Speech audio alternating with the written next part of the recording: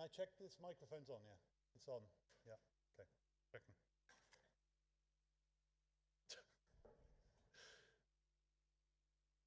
Yeah. Tottenham 4, Chelsea 0. Chelsea -5.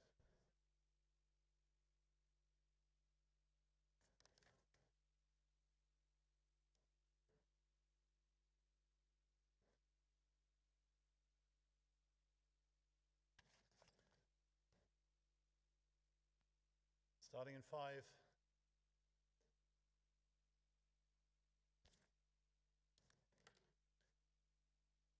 Hello, welcome ladies and gentlemen, wherever you might be in the world. Welcome to session 8. The focus of today's session is greening the economy while protecting human rights. Is that a dilemma or not? Is our big question. Over the next 2 hours, we have 3 keynote speakers and then a panel of 4 experts to really drill into what is often called now the just transition conversation. But before I sort of say a bit more about that, I'd like to remind you all to use the QR code, which should be on the screen now. There we are. Even if you're in the room here or if you're joining us online, you need to scan the QR code. That will give you the ability to ask questions, and I do encourage everyone to start asking questions now. Don't wait until the speakers have spoken. Wait no longer. There's also a poll, and I think those 2 questions are going to appear as well on the screen. And I want everybody around the world and in the room here with us to think about these 2 questions, and if you have time to vote in the next 10 minutes while you're hearing the keynote speeches. And be very interested to see, first of all, if you think that human rights has anything to do with the effects of climate change, if those 2 issues are related. And then the second question is, has human rights anything to do not with the effects, but with the action we have to take to fight climate change? And I think the difference between those 2 questions is essentially the difference between what we could call a climate justice discussion, and the second question brings us into this issue of just transition. So this panel is about that. The social impacts of climate change, I think, are becoming increasingly understood. For those of you who were at COP26 in Glasgow, there was more attention given to low-lying island states, the effects of extreme weather, the effect on food security, the basic inequality that those nations in the world least responsible for climate change are those most vulnerable to its effects. That isn't the discussion we're having today. That's a very important discussion. But the discussion today is more focused on the social impacts of the steps we have to take to fight climate change.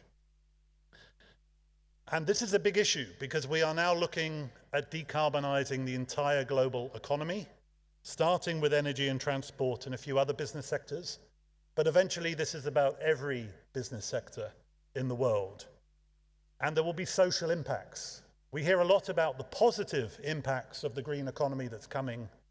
We hear very little about some of the challenges, the social challenges around jobs, communities, livelihoods that are ahead of us, the challenges we have to manage. And my personal view here is if we don't talk about it, then it's the climate deniers, the populists and the nationalists that talk about it. The people who are opposing climate change believe it is a fiction, believe that we should not be taking action now to fight it. They control the narrative around the social impacts of climate action unless we engage in that narrative. And so if I have one hope over the next 2 hours, is that we begin a process of engaging with that narrative, that the actions to fight climate change will have social consequences, many of them positive, but some of them negative.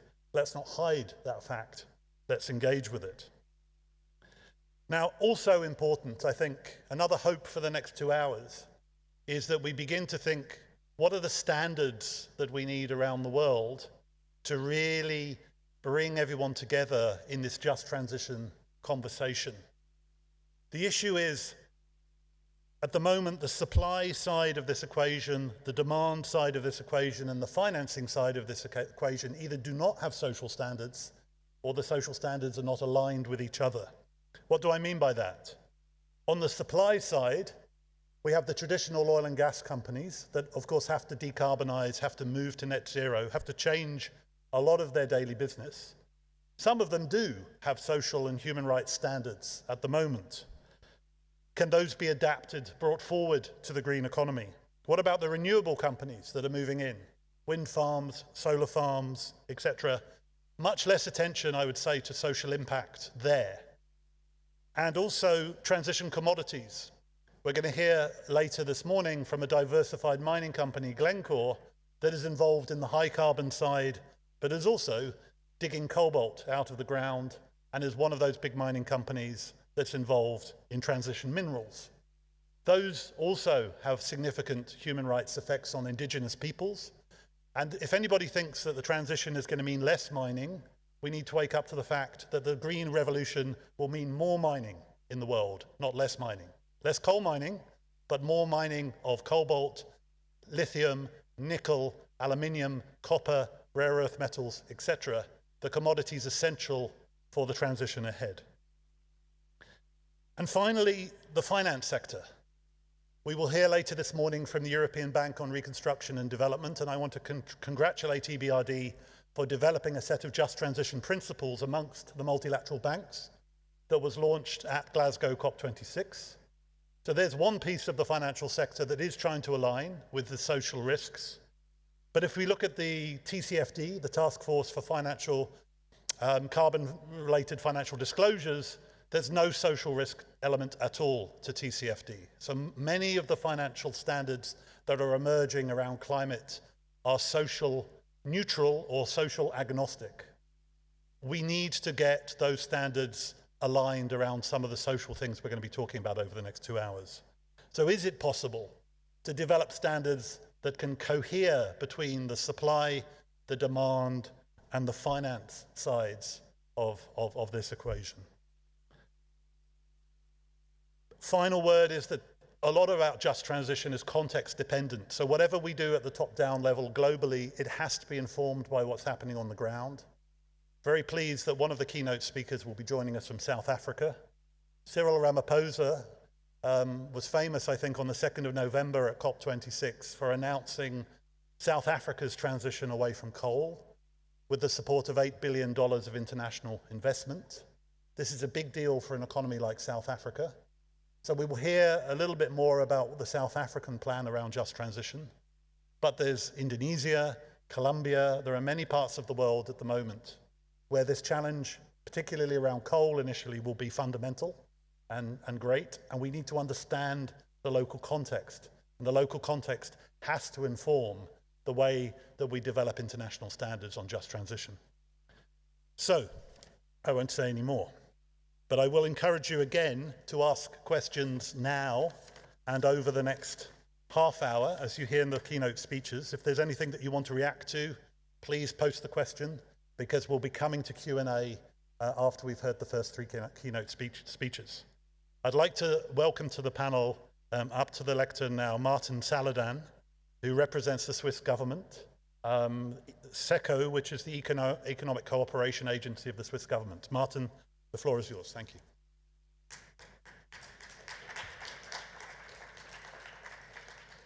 Well, thank you, John.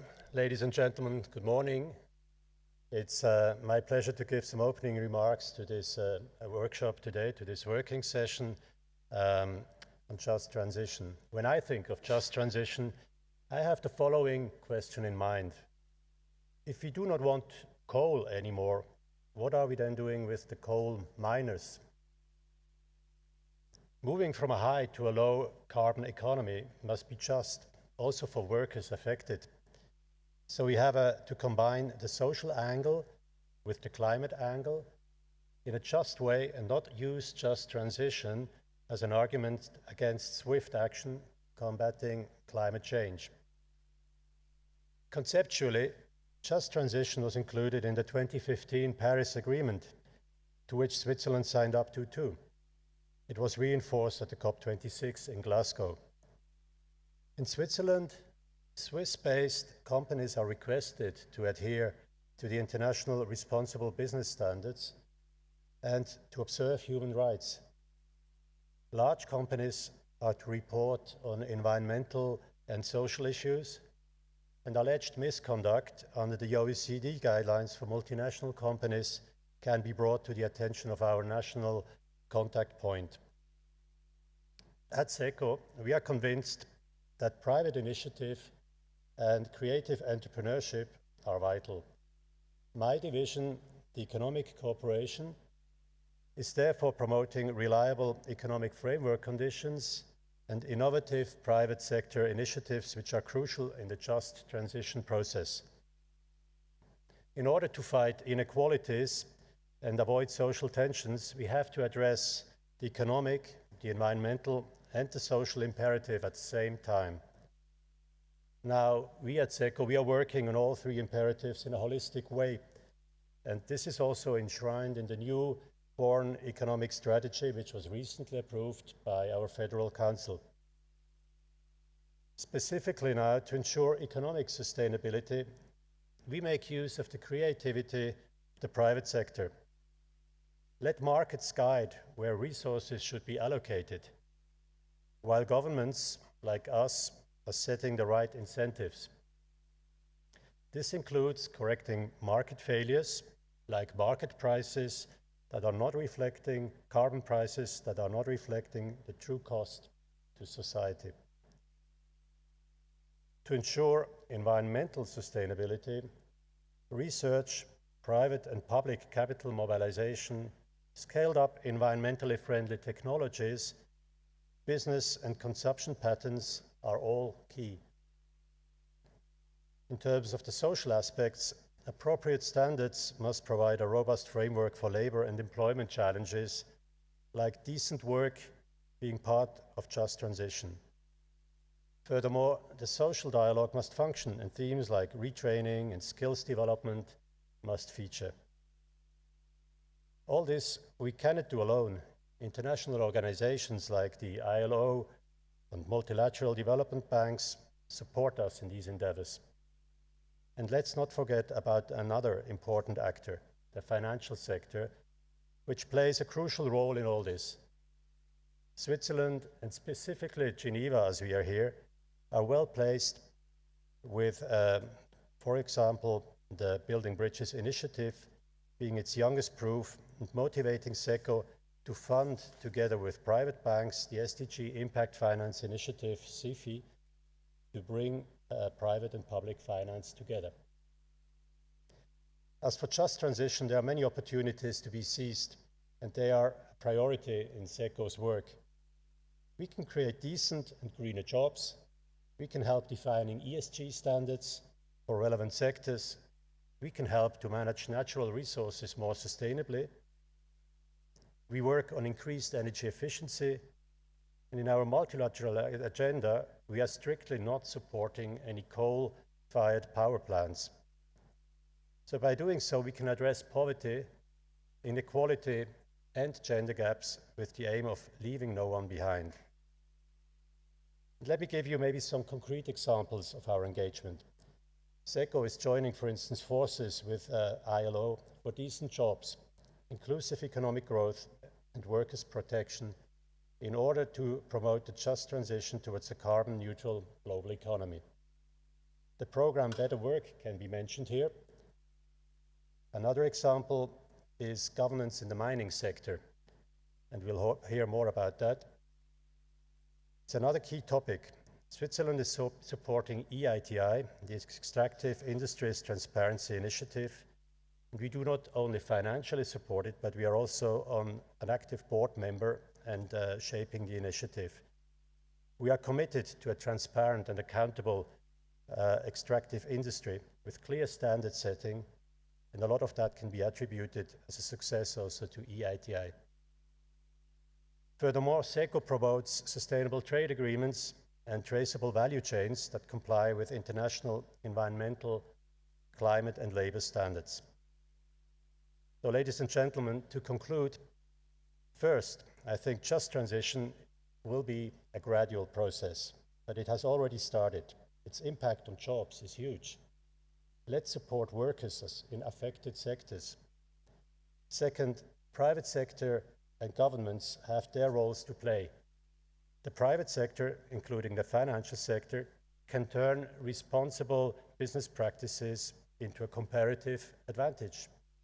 And the governments are in charge of setting the right regulatory and legal framework. And third, just transition requires a global effort. A regional solution will not be enough, but lead to evasion and offshoring of actors trying to circumvent these standards. Now, just transition is still a relatively new concept, and we do not yet have all the answers to it. Hence, I'm looking forward to today's discussion, to hear your views and propositions. And let's make this working session an opportunity to learn from each other and to start acting now. Thank you very much for your attention.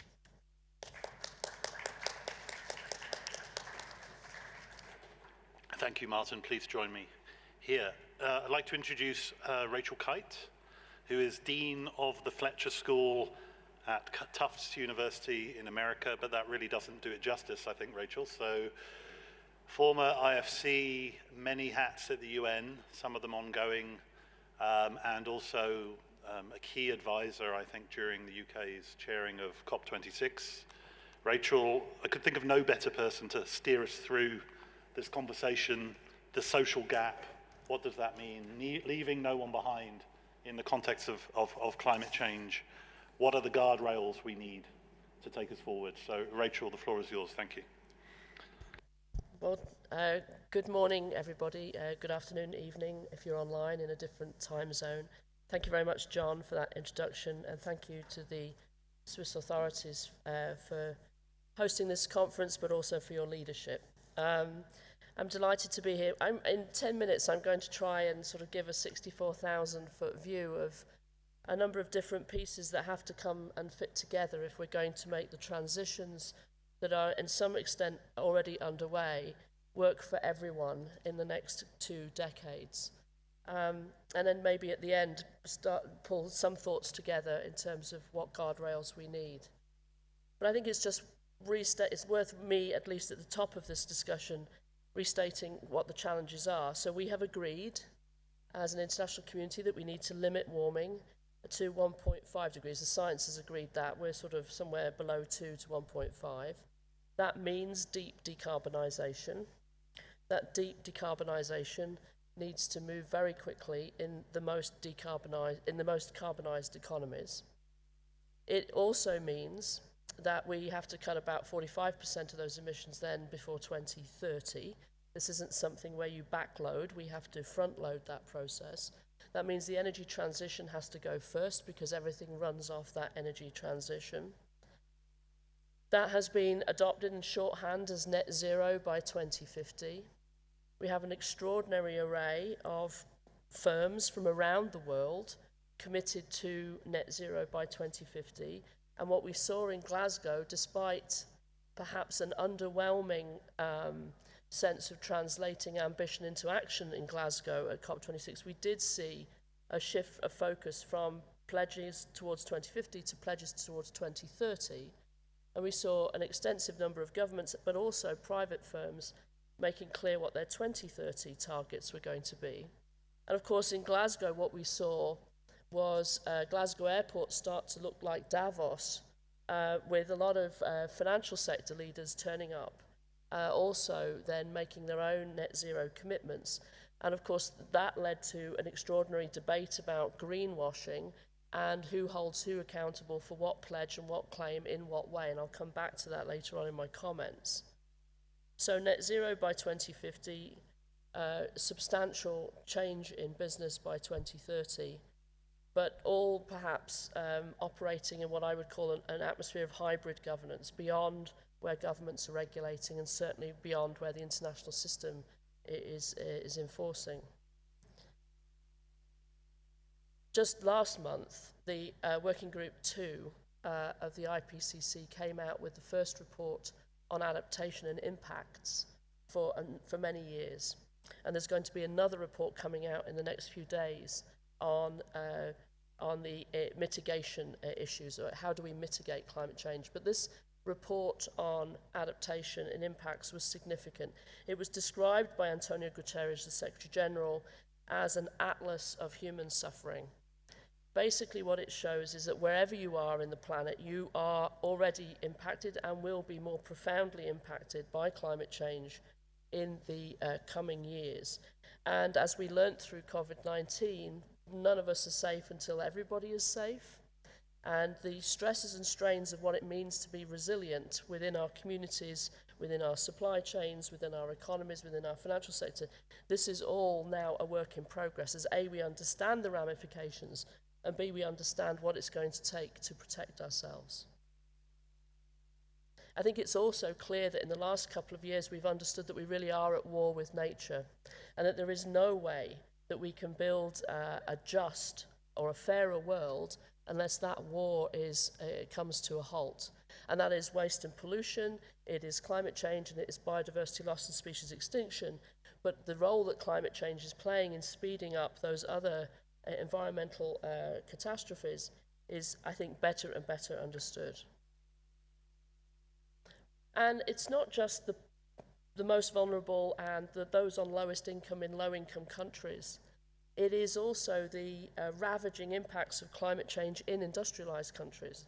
In the United States, we can calculate now, after extraordinary work that's been done by a different set of think tanks and NGOs, that the cost to the healthcare system in the United States today is more than $800 billion from climate change, climate impacts right now. That is significantly more than the annual defense budget of the United States. So we're already experiencing those kinds of economic hits, and yet this is not translated into public debate at all. So what do we know? We know that climate change is pushing our ability to achieve the SDGs out beyond 2030. We know that we understand some of those impacts, but we have not internalized those costs into economic planning, and we have not really internalized those costs into the way we talk as societies to each other about what it's going to take for us to respond. In the last few years, I think the financial sector has started to internalize the concept of risk. It is only just a few years ago that the first central banks sat down with each other and asked themselves the question of whether or not there was a risk to the financial sector from climate change. And you will have seen just this week the greening of the financial system, the grouping of central banks published their report for 2021. There are more than 85 central bank governors now working together to understand the macroprudential risk of climate change to the financial system. So this is actually going very fast in terms of really understanding what this means. And what this means is that for countries, they have a concern if the private sector and as a country, they are overexposed to the emissions from fossil fuels. There is a risk to holding stranded assets if we are in a process of decarbonisation. This has been confirmed by the European Central Bank, by the IMF and others. And so we can understand that climate change is now internalised as a risk to the very foundation of the sort of Western capital model that we've been using for the last few years. So the opportunity is to build a greener, cleaner, fairer world. And you will remember that before COVID, in the time before, in February 2020, and the IMF published a report that said that the most deleterious impact on the global economy, the thing that we should be the most concerned about, was the corrosive impact of growing inequality in our world, within economies and between economies. So we have this situation where prior to COVID, then exacerbated by COVID, we have a deeply unequal world, and we have a world that needs to decarbonize and become more resilient. Those two things together put the question of justice very much at the heart of all of the transitions. The transitions start with energy, but then flow through to transport, flow through to all of the hard-to-abate sectors. How can we have cement and steel? How can we have aviation and shipping that work in a net zero world? The good news is that in all of those cases, there is extraordinary progress and coalitions of the willing pushing forward their understanding of how that will happen. well ahead of regulation.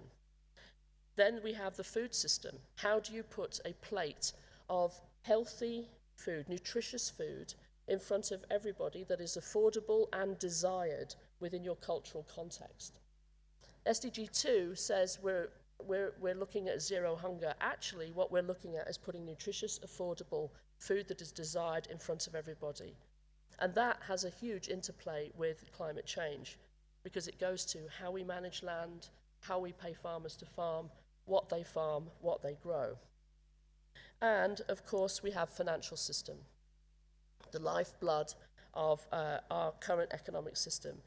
So transitions in all of these, all underway at different speeds, with real leadership groups, I think, present in all cases, but with laggards and with countries not fully signed up. So can it be fairer? I think the question now we face is that social disruption will come before environmental collapse under the scenarios that are painted by the Intergovernmental Panel on Climate Change. And that fact, I think, has not really filtered through into the economic decision-making around the response to climate change. Social disruption will come before environmental collapse. And the social disruption is going to come because people don't have access to affordable food.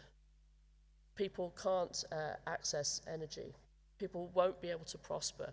People will have to move. People will have to move and then move again.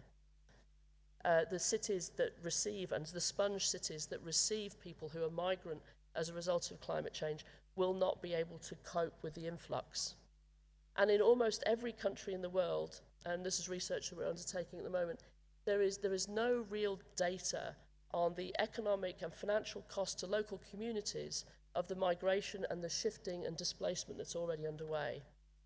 In the United States, we've talked about the fact that there was $180 billion worth of extreme weather event costs last year. Those are just the headline physical costs. We don't know how many people have permanently moved from one state to another or from one town to another and will then perhaps have to move again. And we don't know what the social safety net costs of that are. So there's a lot more to be done to understand the gaps in resilience. And this goes to the heart of justice. So my last points are around the guardrails we need.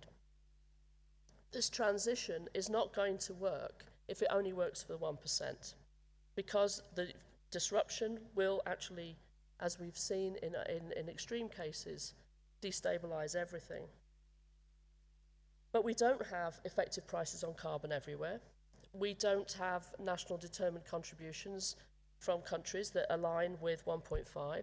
We don't have plans for resilience and adaptation. We don't have effective commitments on climate finance to flow from developed to developing. We have not yet fully internalized how companies are going to manage those transitions. And we're operating in a world with very, very low social trust. So the guardrails that have to be put in place today are around voluntary commitments to make sure that we can have confidence in those commitments. If 2021 was about ambition and coming to Glasgow and making climate ambition real and putting ourselves closer to a trajectory to 1.5 degrees, then 2022 is about making sure that ambition is real, which is about building confidence. And we need confidence to know where we are on the journey so that we know how much more ambition is needed. But we need confidence that we actually can do this voluntarily while we wait for governments to regulate and while we wait for the international system to govern.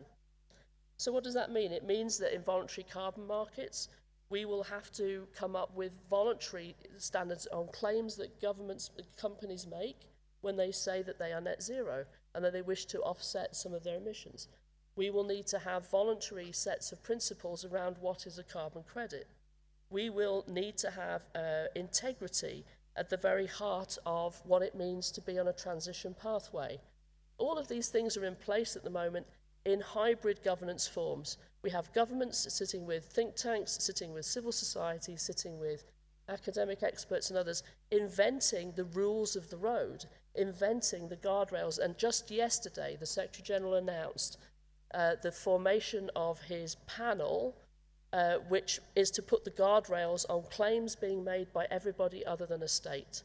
So these are claims that are being made by cities, by states, by regions, by insurers, by asset owners, asset managers, banks, you name it. Anybody who's outside of a sovereign that is making a claim to net zero, the Secretary General, because he, as the Secretary General, has to be able to look all of us as the global public in the face and say, I know where we are on the journey to 1.5.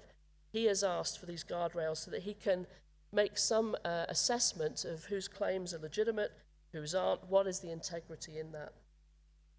Now, this is all very much about emissions, but in those integrity claims has to be issues of justice, of rights, of the social dimensions of the journey as well. So if a company says that it is meeting a net zero claim, how does that relate to the commitments it's making on human rights, on labour rights, etc.?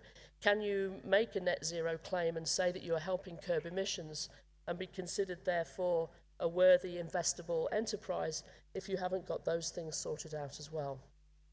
There are other issues to discuss in this transition. It's not easy to invest in the renewable energy that those who don't have energy today will need.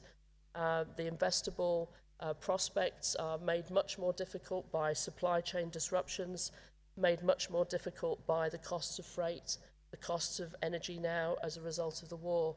This is perhaps one of the most hostile international investment climates that I've certainly seen in my very many years trying to do this. And so we do find ourselves in a situation where we have an extraordinarily short time frame for significant transformations of our society, significant transformations to net zero in a world that is deglobalizing, or at least the plates, the tectonic plates of our globalization are moving in different speeds and perhaps separating out.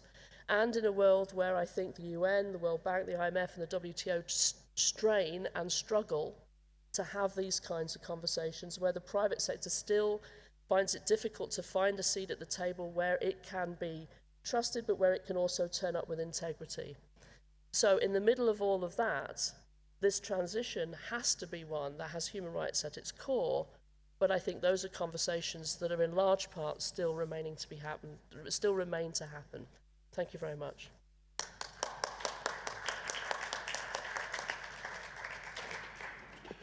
Thank you, Rachel, and you didn't disappoint. There's a lot in there, which I do hope we can unpick a bit during discussion. We've already had a nice group of questions in, so keep them coming. You can also vote on each other's questions, and that pushes them up the pile. So at the moment, Roman Troxler is doing very well. His question is right up the top because he's getting people to vote for it. Yeah, this is true. This is democracy in action. So Roman's question will be the first I come to in about 10 minutes, unless he's been overtaken by someone else. And of course, that's in your hands, not my hands. Final keynote speaker is joining us from South Africa. I hope she appears on the screen any second now. Sandy Lowitt works for the Trade and Industrial Policy Strategies organization based in South Africa, and as I think I mentioned already, President Cyril Ramaphosa announced at COP26 that South Africa was engaging in a just transition process around decarbonizing, particularly the transition out of coal. That's a huge undertaking for a country like South Africa. So Sandy's going to tell us a little bit about how it's all going to work, I guess, and what the human rights dimensions of that transition will be. Sandy, the floor is yours. Thanks, Mike, and thank you to everyone for the opportunity to share some of South Africa's experiences in relation to the just transition. I've been asked to specifically focus at a more granular level and to look at the just transition from a practical action-based perspective. And so I'm going to focus on just transition projects in South Africa and some of the financing challenges that we are facing. And I hope that that kind of detail will assist you in your broader deliberations today. Next slide, please. Just in terms of setting the scene, I don't know how familiar you all are with South Africa, but we are the 12th highest carbon emitter in the world, mainly due to the fact that all of our electricity is generated using coal. As a result, our GHG emissions are double the world average. And all of this is happening in a context of the most unequal society in the world, a country that has the highest unemployment rate in the world, and a country of 55 million people where 20 million of those people go to bed hungry every day. So at COP26, we obviously revised our new NDC with more ambitious targets. And the president was very clear to say that our ambition in terms of meeting our NDC requirements would only be implemented in accordance with our domestic plans in terms of reducing poverty and unemployment and inequality. And then our Minister of Environment added to that the pace and the scale at which South Africa would be able to decarbonize would be determined by the nature of the financial support that was made available from the global north. And we are in the process of negotiating the $8.5 billion package. And there is a lot of tension and contestation and discussion about the terms and the conditions and also the nature of the projects that will be funded. And I will speak to that later in my slideshow. I think one of the points that's very interesting, and I think Martin and Rachel both mentioned this idea of not leaving anyone behind in the just transition. Now, interestingly, in South Africa, because of the poverty and inequality, the debate is less about leaving everyone behind, but more about using this transition to actually improve the lives of people. So the bar in South Africa in terms of the just transition is higher than just not leaving anyone behind. It's actually taking this opportunity to improve the quality of life and the socioeconomic circumstances of people. So because of that, our concept of justice is very important, and how we understand it is crucial. And it's important to say here that it's a highly contested space in South Africa, and we don't have agreement on what constitutes justice, but I'm going to show you how we've managed to be practical around that contestation. And just the last point before I get into the bulk of the presentation is that in South Africa, there is a huge pressure to stop this sort of macro conceptual approach to the just transition and to say we need to immediately on the ground start implementing just transition projects. Next slide, please. Okay, so the way we think about the just transition in South Africa is we've divided it into 3 dimensions, and they're obviously all interrelated. The first dimension is procedural justice, and this is something that gets a lot of press in the global north. It's basically talking about impacted communities and workers having agency and having a voice and being involved in an inclusive process.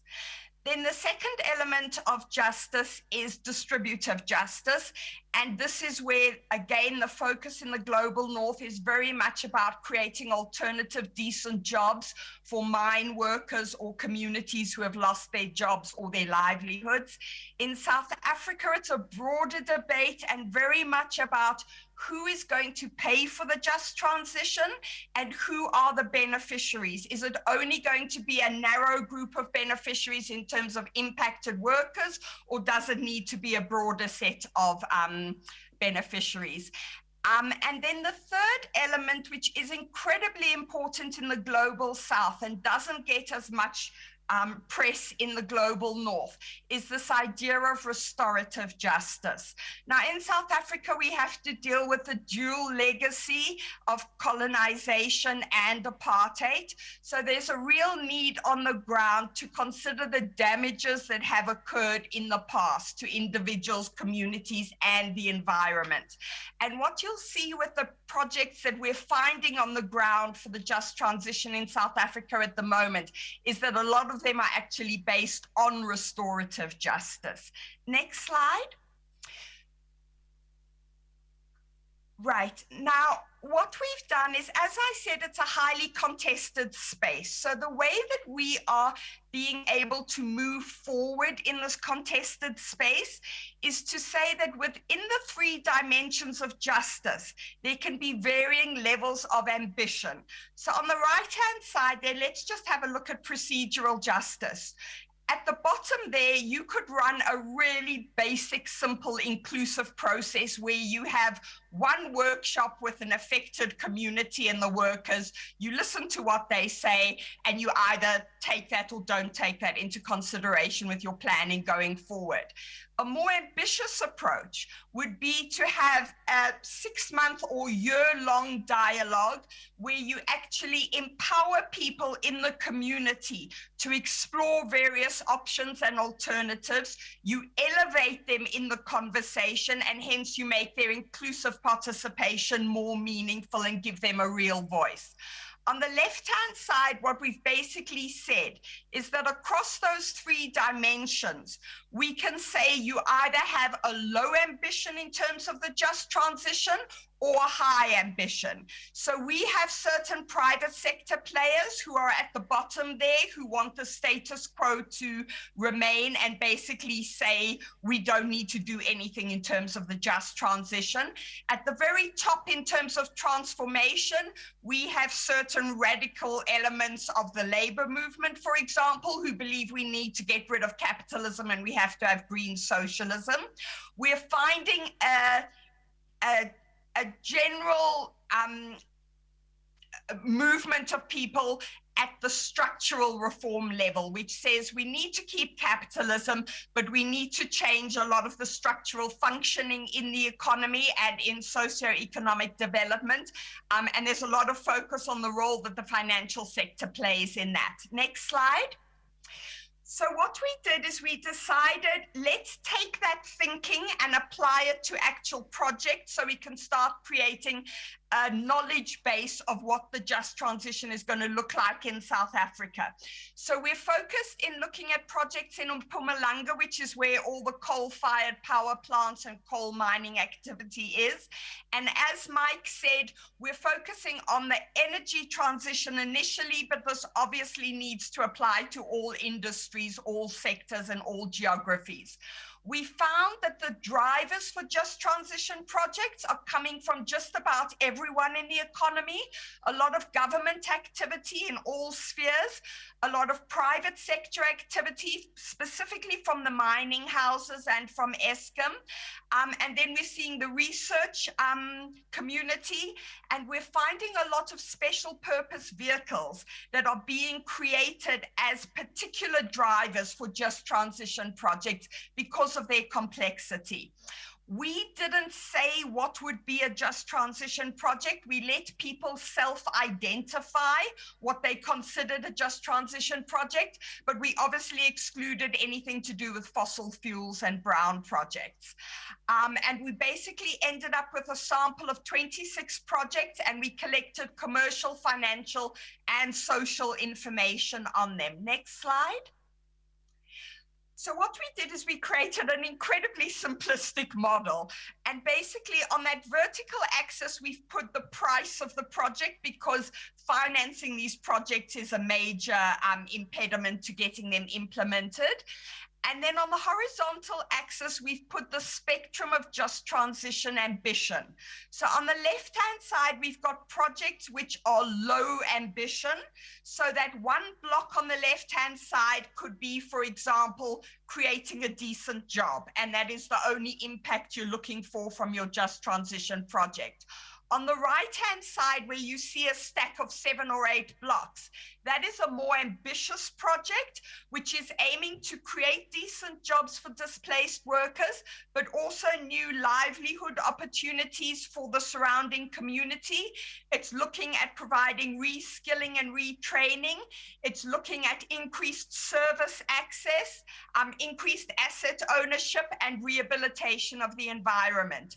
So that space basically gives us 4 quadrants where we can place the price and the ambition of just transition projects on the ground. Next slide. So we thought that we'd end up with a relatively random placement of the project, but what we found is 4 very clear clusters, and I'll speak to them in more detail in the next slide. What I think is important initially is that we had to make some observations about these 4 clusters. And the first observation we made is that we cannot judge projects as being more preferential because they've got higher ambition. In a country like South Africa, with our rates of unemployment and inequality, any project that creates even 1 job is a desirable project. So we're not making a value judgment between less ambitious and more ambitious projects. We think all of them need to be implemented. The second thing we've seen is that a lot of projects in and of themselves have low just transition ambitions, but they can create circumstances and opportunities for downstream activities in the future, which will have better just transition credentials. And so it's important to make sure that those projects are also funded. And finally, we are seeing very complex projects, which tend to be multiple projects that show up as a suite that need to be funded as a unit. And in the financing practical space, we're finding it very difficult to attract funding for the more ambitious projects because of their multifaceted nature. And the last slide, please. Okay, I won't go into the detail of this slide, but essentially that 8.5 billion that was agreed to at COP, we are looking at that money in relation to 4 kinds of clusters of projects. Now, that purple writing there, the top left-hand corner, those are the big Eskom projects. That is the repurposing and repowering of coal-fired power plants. In and of themselves, all they're going to do is create some jobs, but not an equivalent number of jobs as the jobs that will be lost.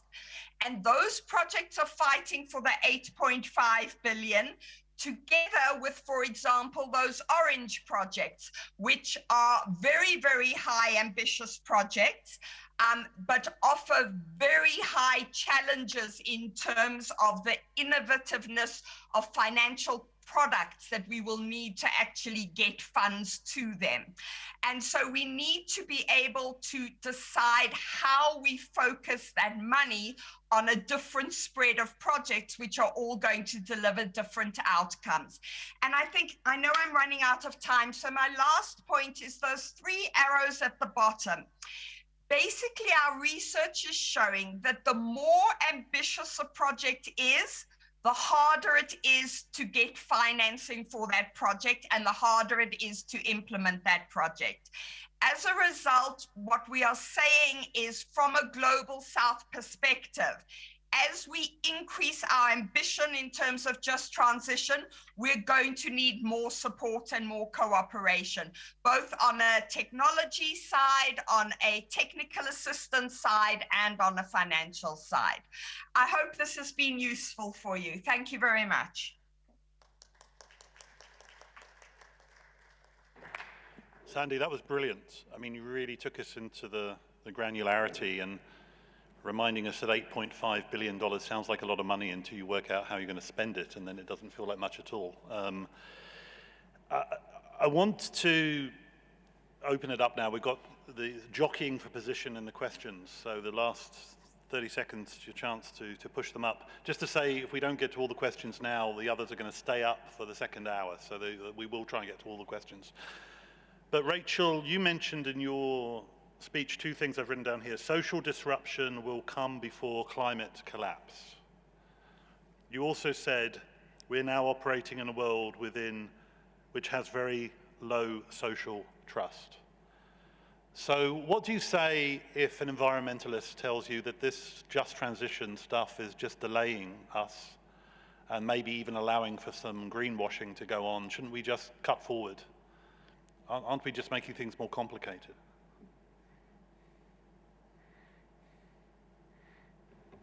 So I'm going to separate out those two points. So first of all,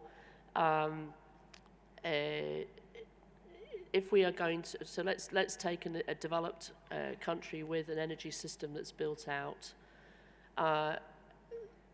As you can see from the way in which countries are furiously trying to protect, or not, people on low incomes from high fuel price rises now as a result of the dislocation from the war in Ukraine.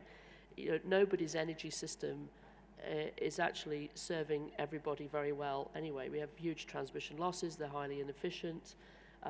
You know, we're not very good at applying subsidies in such a way as it protects people. We have all kinds of inbuilt harmful fossil fuel subsidies still, despite years and years and years of saying that we don't.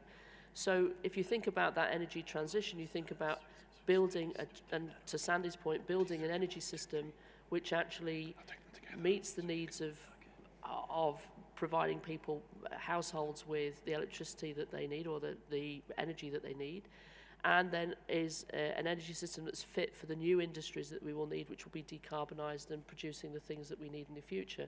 And in that transition, then, there is actually a whole new generation of jobs which have never been imagined before, and they are going to be local jobs.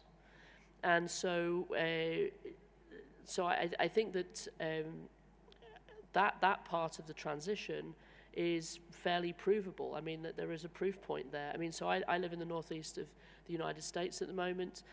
We have abundant clean energy off the coast of the United States for all kinds of purely political reasons. That has not yet been exploited. That can be exploited. The technology is in place. Some technologies are in development, but that's going to be really good quality blue-collar and white-collar jobs for generations of people who live in the northeast of the United States. And it's going to then power all kinds of other transformations, because it's going to be abundant and it's going to be clean. So the politics don't keep up with the science. But the second thing I want to say is that I think in response to denialism, a lot of environmentalists have sort of really focused on the clean, green, fantastic future, right? It's exciting, it's brilliant, it's all upside. And I think that was a deliberate political decision. I'm part of it. That trying to get people excited about the future rather than worried about the sacrifice that is perceived to be there. But now we find ourselves in a world where Europe has to have a handbrake turn towards a kind of energy future that it's been talking about up to now, but has not really put the pedal to the metal, as it were.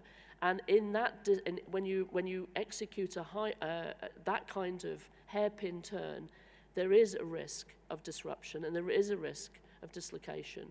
And we're going to have to front up and talk about that with societies that haven't been sold that up to now. And I've talked to politicians on the left and on the right, across Europe and in the United States and elsewhere in the last few weeks, where they are terrified to imply that there should be a message about putting a jumper on or turning your thermostat down, or, you know, because they're like, you know, the public is not ready for a message of sacrifice. Honestly, I don't think a cardigan is a sacrifice, you know, hashtag first world problem. But we've got ourselves into a bit of a quandary.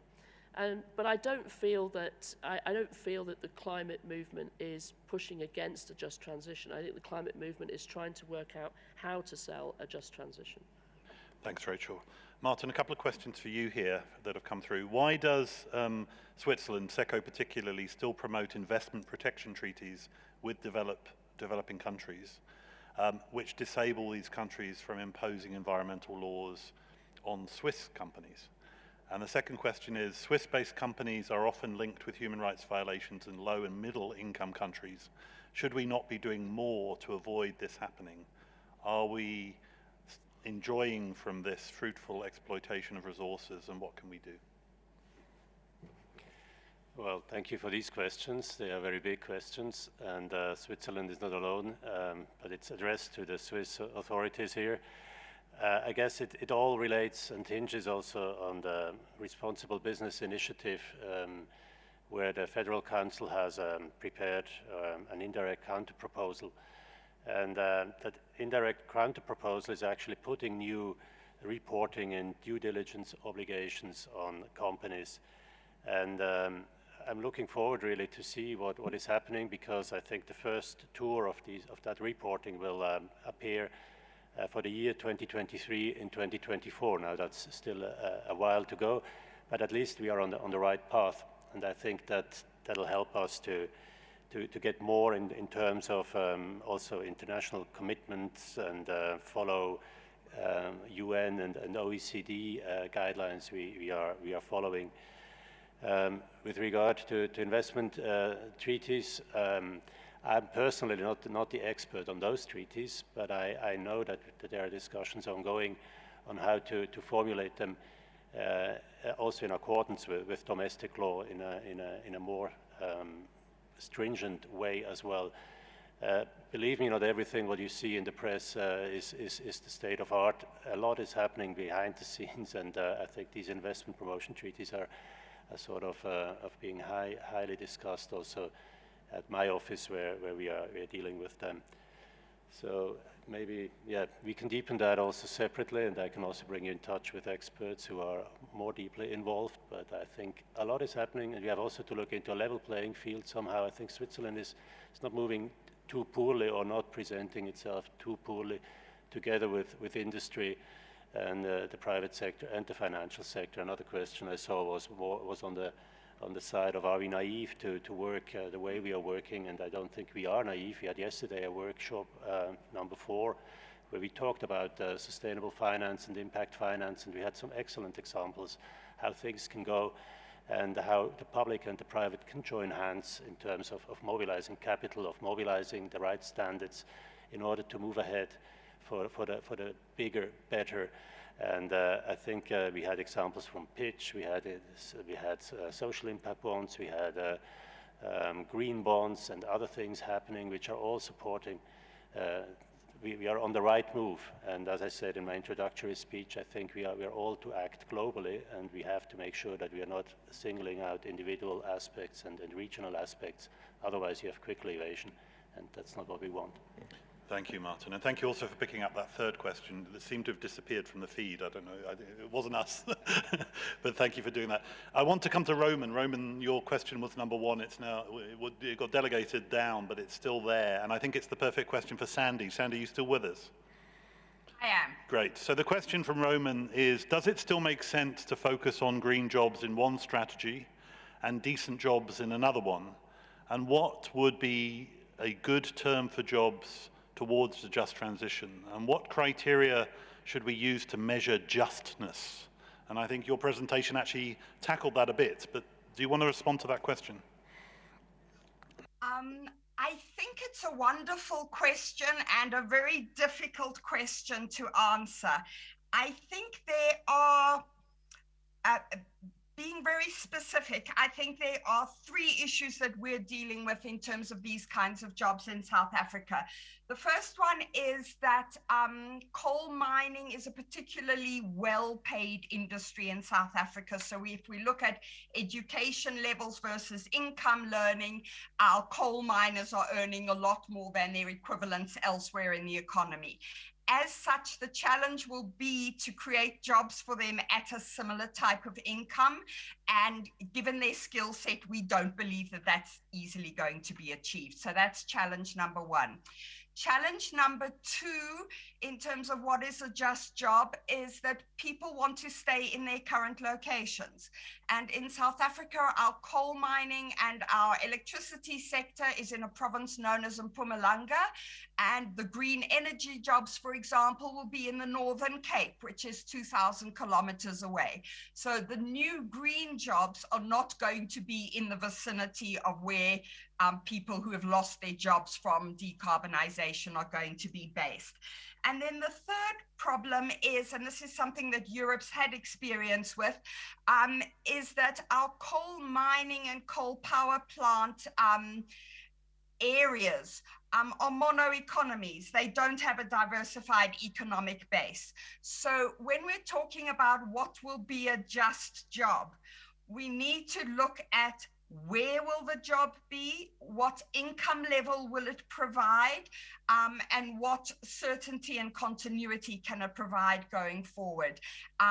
And we are finding those questions very, very difficult to answer in the South African context. A lot of the new job opportunities that are being designed, for example, by Eskom for some of their workers who will lose their jobs, are in the agricultural sector, and they'll have a variable income and they'll have a lower income, and they won't have the kind of job benefits that they've got at the moment. And so the debate is that a just alternative decent job? Thank you. Thank you, Sandy. Rachel, any final words from you about anything?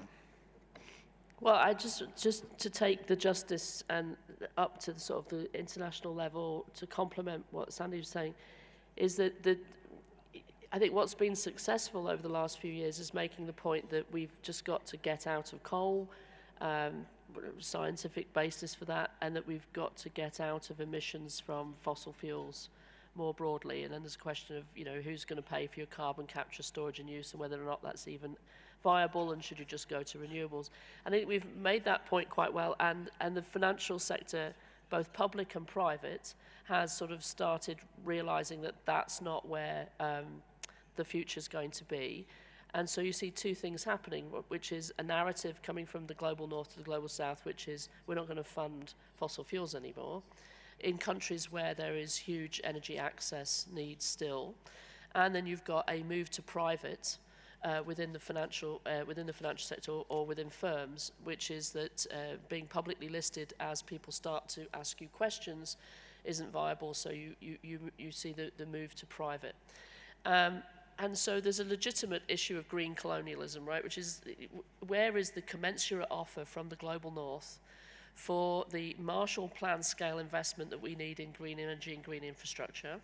It's not on offer at the moment. That was the failure of Glasgow. I don't see any hope of that coming in Sharm el-Sheikh, and we now have a war on European soil, which is disrupting a lot of other things.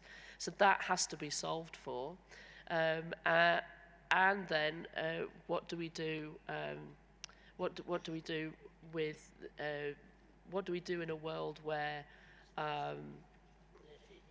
the things that we don't want to have funded actually end up in private hands?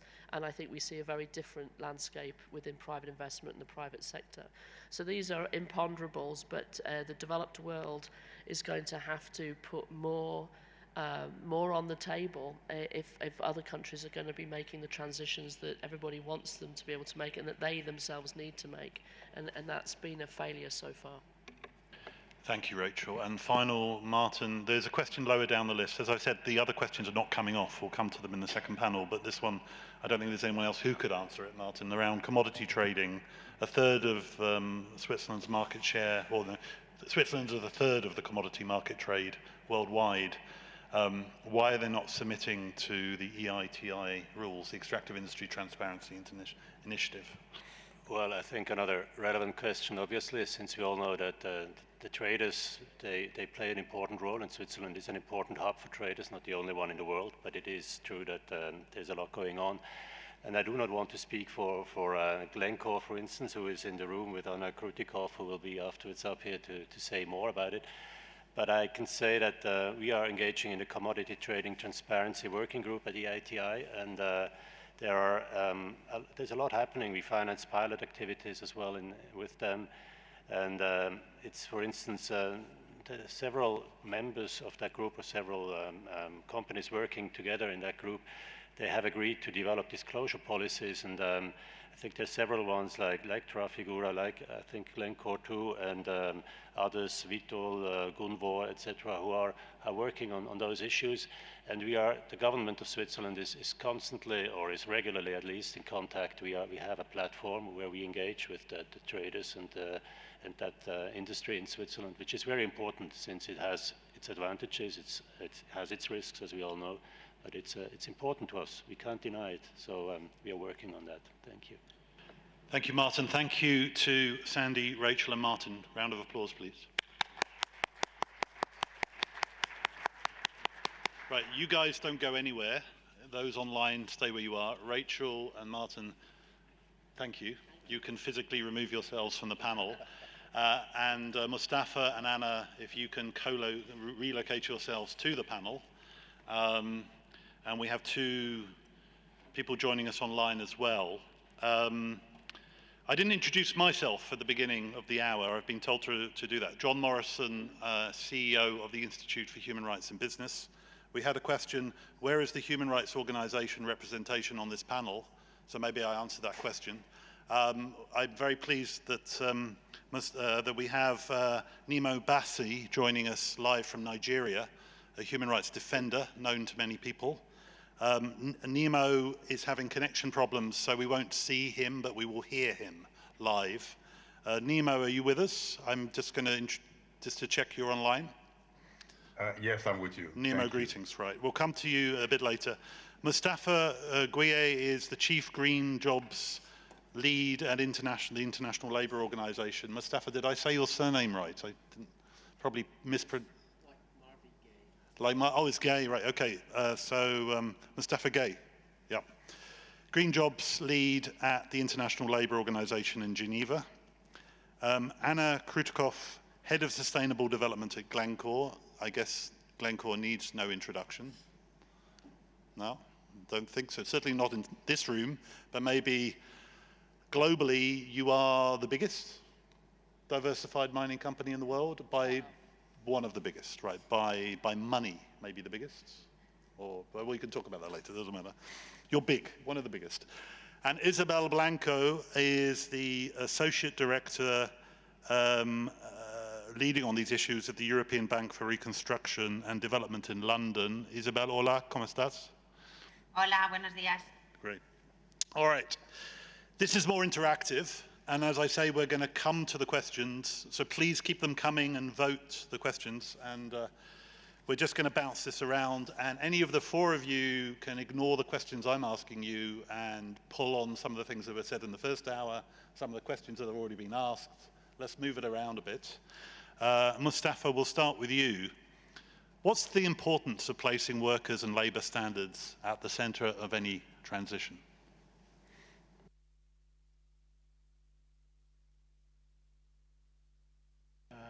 Very good, thank you. Well, thank you very much, John. And I think what we have heard from the previous discussion and what I think Kate said, that we might have a social disruption before an environmental collapse. I just wanted to echo that and to say that workers and people are at the center of any transition.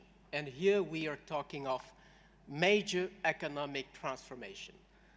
It cannot happen without the actors in the real economy. And actors in the real economy are not just governments. They are business and they are workers.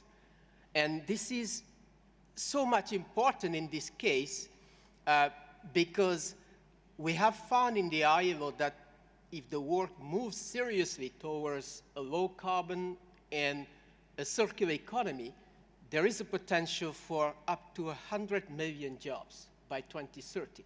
But there is a risk for disrupting some 80 million jobs. And I think what we've heard from TIPS is that it is very much geographically concentrated. Some regions, economic sectors will see gains, others will see a loss.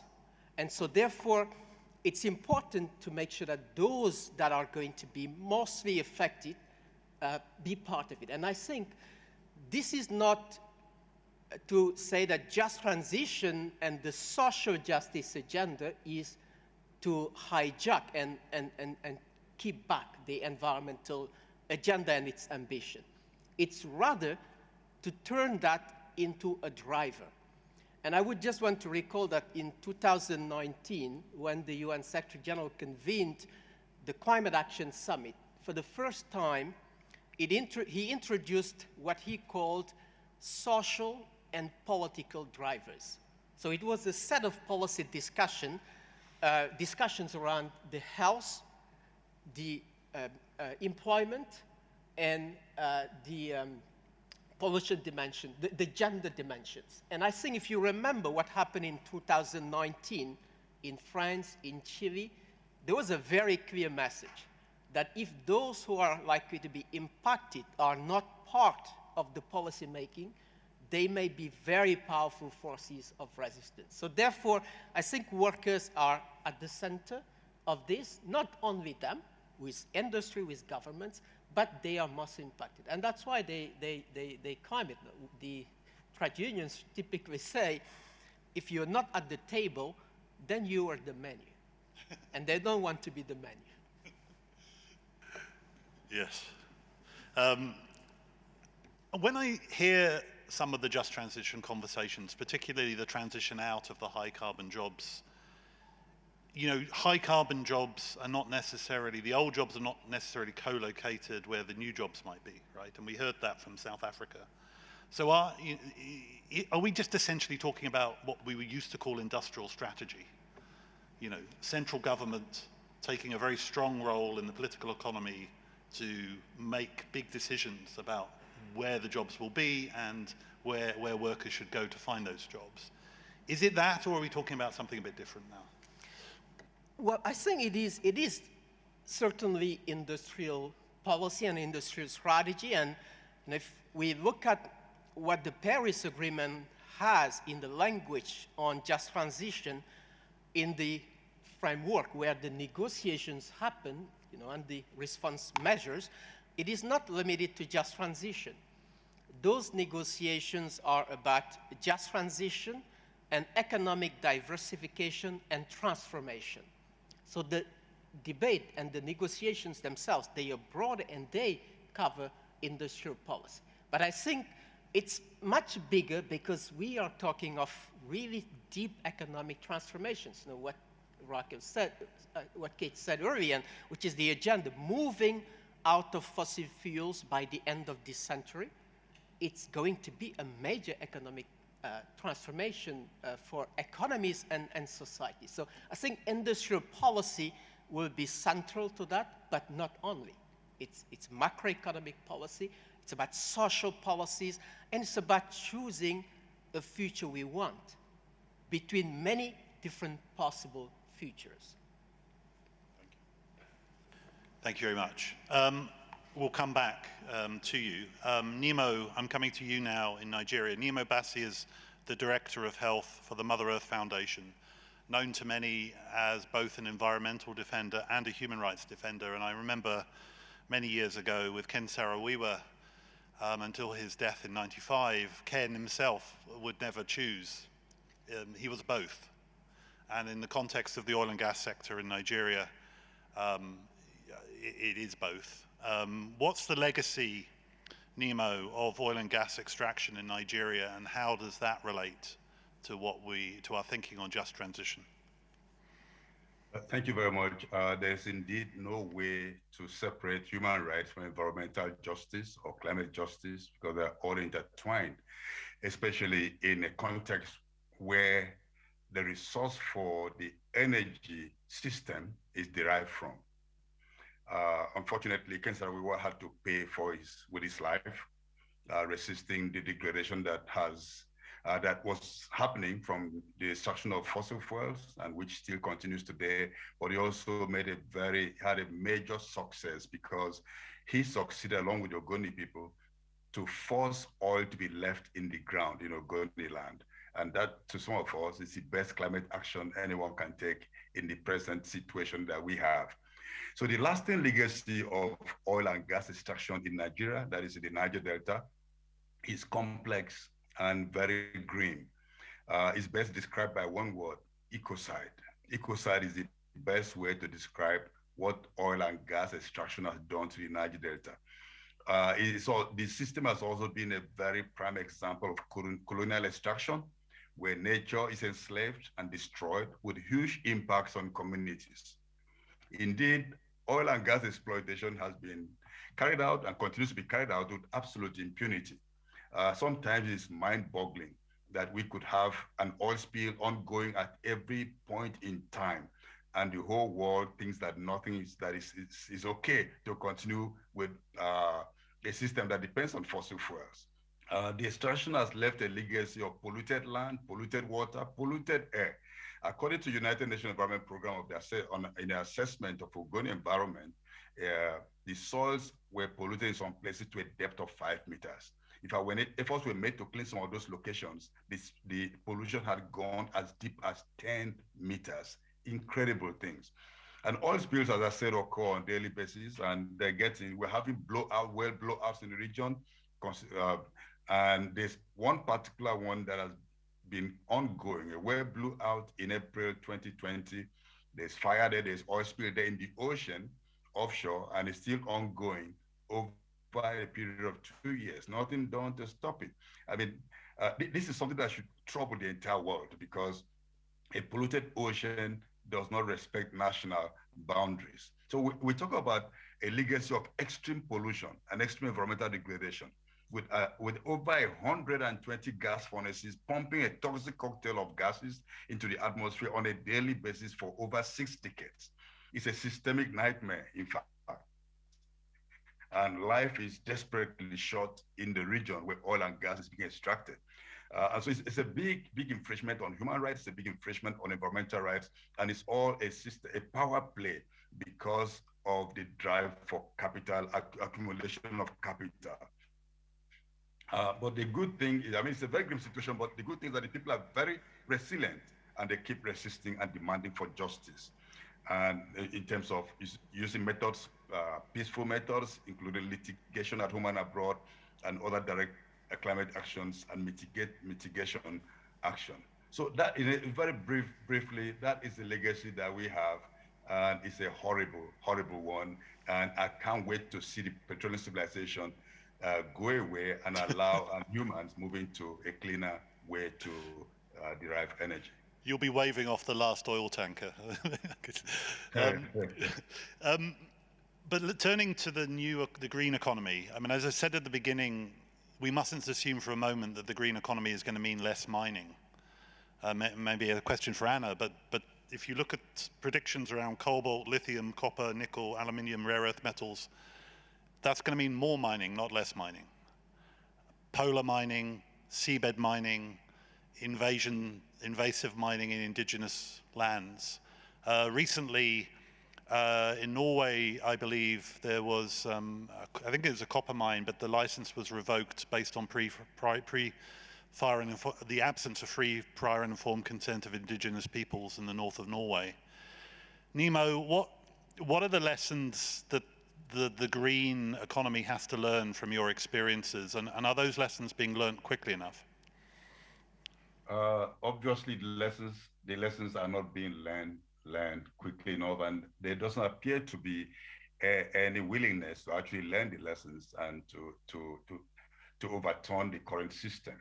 We talk about sustainability, we talk about green economy, but I mean, in the conversation today, it's been emphasized that sustainability has 3 major planks: social, environment, economic, but usually it's only the economic leg of the table that is being emphasized. I heard the UNEP say once that if the economy is right, we're going to solve the other crisis. But I believe that is the other way around. If the environment is treated right, if nature is treated right, then we can hope to overturn and repair the harm that has been done. Transition is inevitable. Certainly the world has to transit, but just transition is something that needs to be worked out. That has to be worked out with everybody coming together to struggle to get that to happen.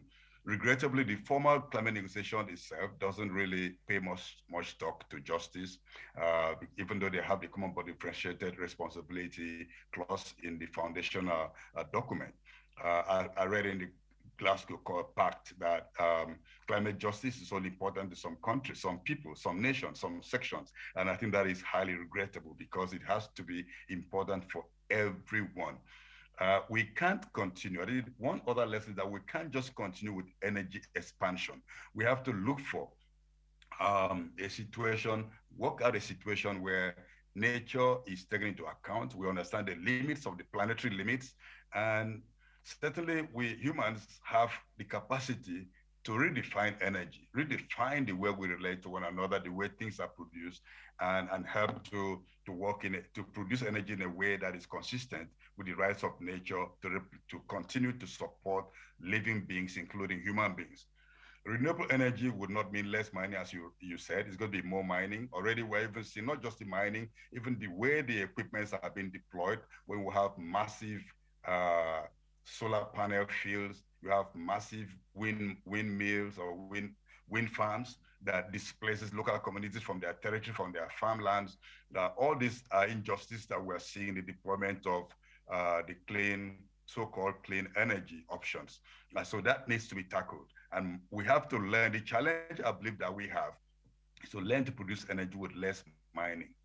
And the big lesson in the ground is that we must not play politics with our future. This is what the negotiations are all about. Politics on climate, using climate change as a foil. We have to build true global solidarity in the climate and energy constructs. And it's got to be solidarity or barbarism. Such as what we see in the diverse wars and conflicts going on in the world today. We have no options but to work together in a way that we respect each other, respect each territory, respect Mother Earth. Thank you very much, Nemo. I will come back to you with the questions in a bit. Anna, Glencore might not need much of an introduction, but just help me here. So in terms of the high carbon side of Glencore is in coal in Colombia, South Africa, Australia. And then in terms of transition minerals, cobalt, definitely. Cobalt, copper, nickel, lead, probably less seen as a transition metal, zinc, aluminium. Yeah. So you're right in the middle of this. Absolutely. What does it mean? What does the concept of just transition mean for a diversified mining company like yours? Thanks, John, and thanks everybody.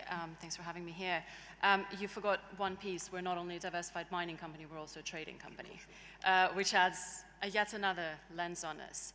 I've been thinking about, listening to the comments here, and I think probably the first thing to lead with is, I think one of the challenges that we have today, or certainly looking at it from a mining industry's perspective, is actually the real definition of what is a just transition is perhaps not entirely established. We have benchmarks, we have metrics, we have questions, we have conversations, but I think if you got, certainly if you got 5 people, but even if you got 3 people into a room, you wouldn't come out with the same definition.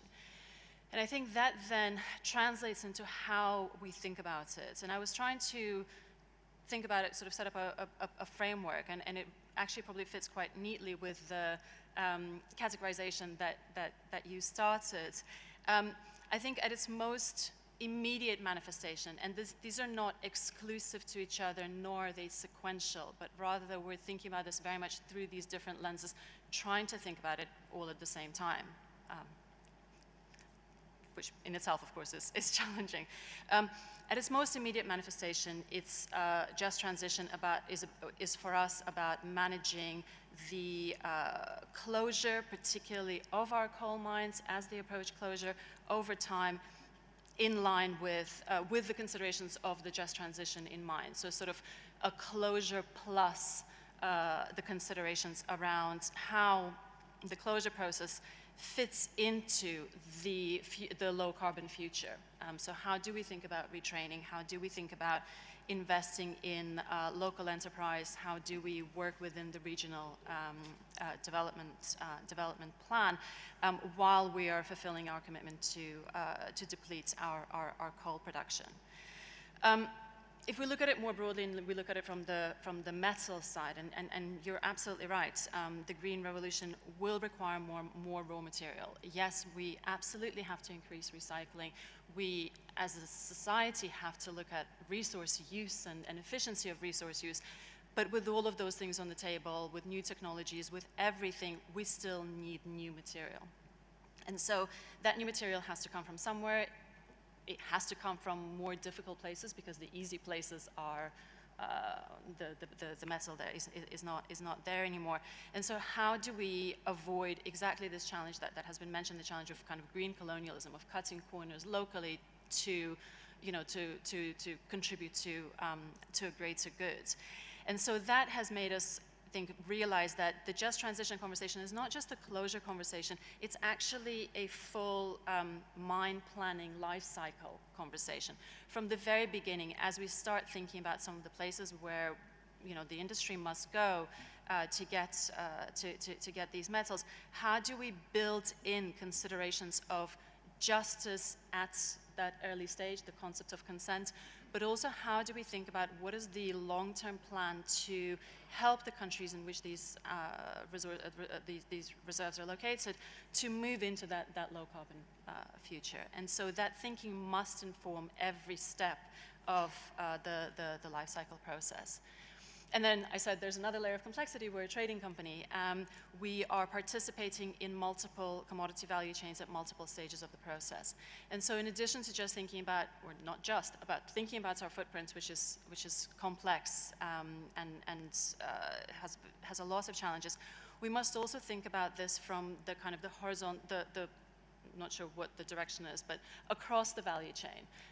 How do we make sure in these commodity metals, and cobalt here is an absolutely prime example, how do we think that of the metals that are there that are critical to the transition, that are in electric vehicles, in grids, how do we make sure that in producing more of that material, we don't leave more people behind? How do, for example, and again I come back to cobalt because it's just such an example of this, how do we make sure as the people, the companies involved in the production of that commodity or in the trading of that commodity, how do we bring with us those that are most vulnerable and that stand to be worse affected as more cobalt is produced?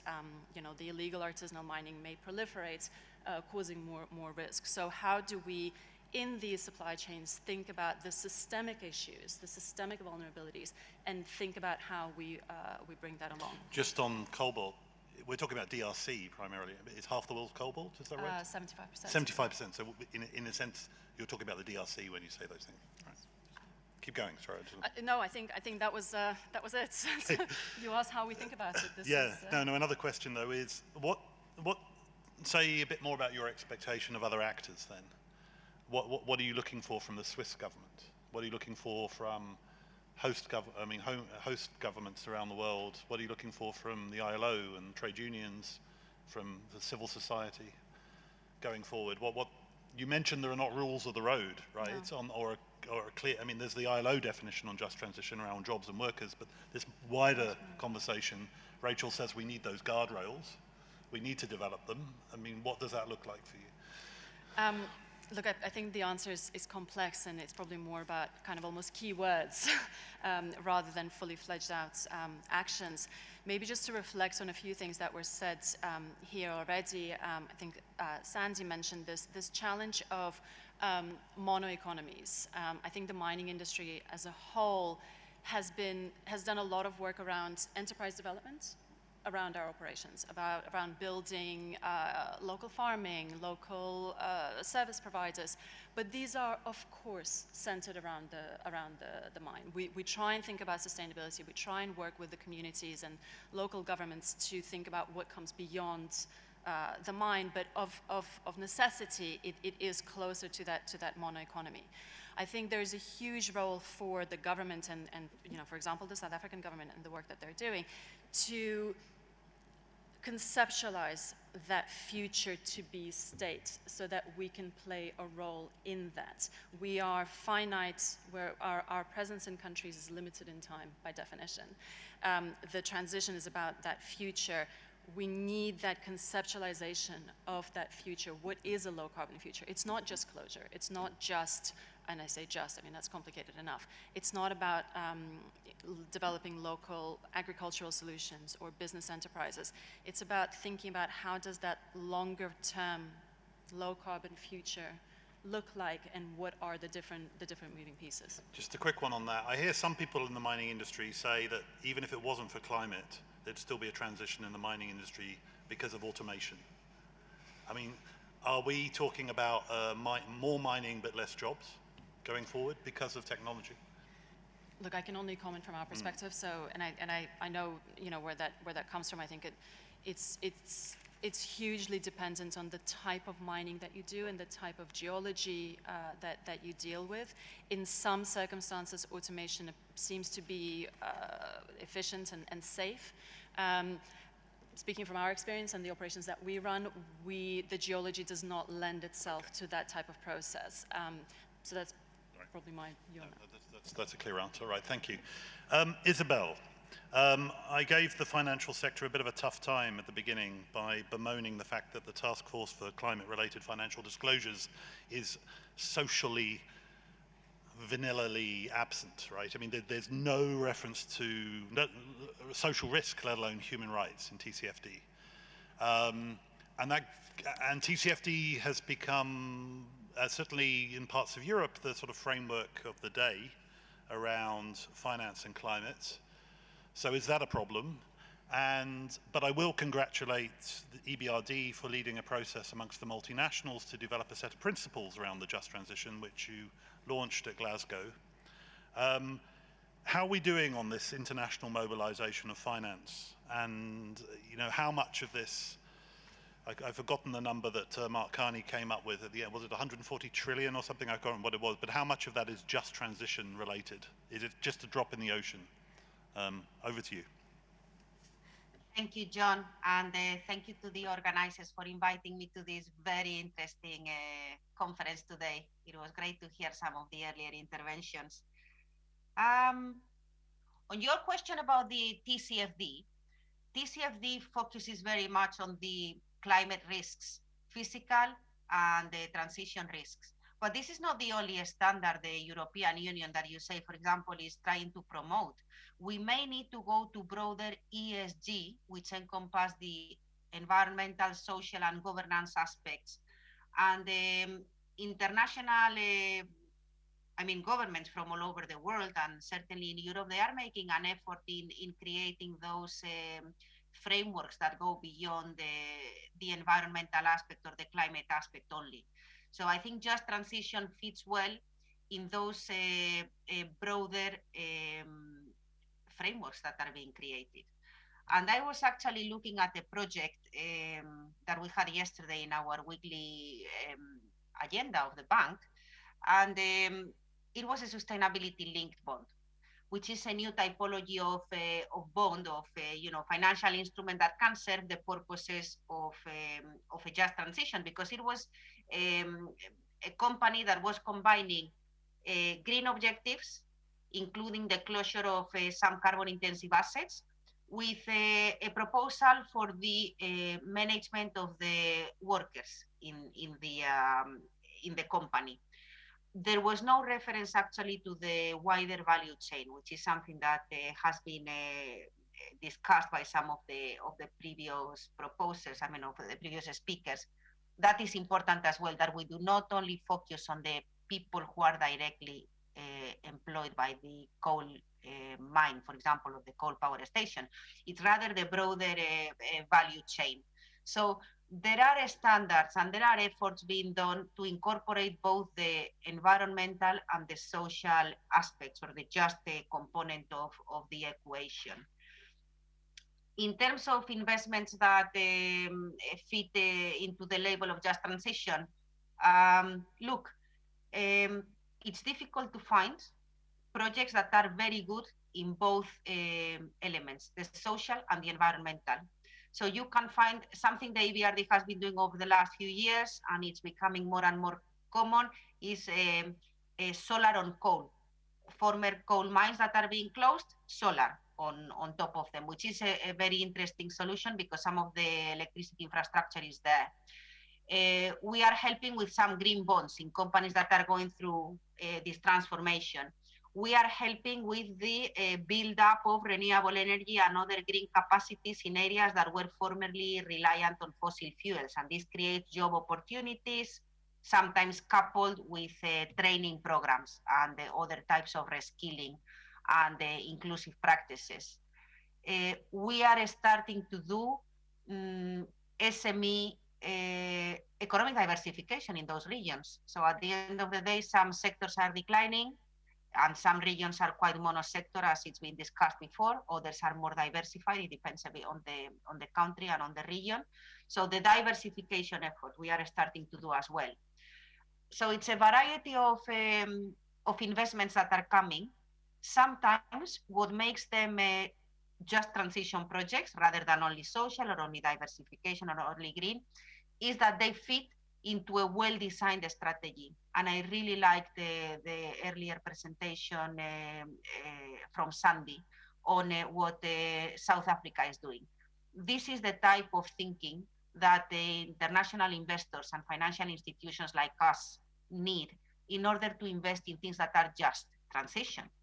You know, so you are maybe financing something that only appears to be green, but actually it makes sense in a just transition strategy that is bigger than that.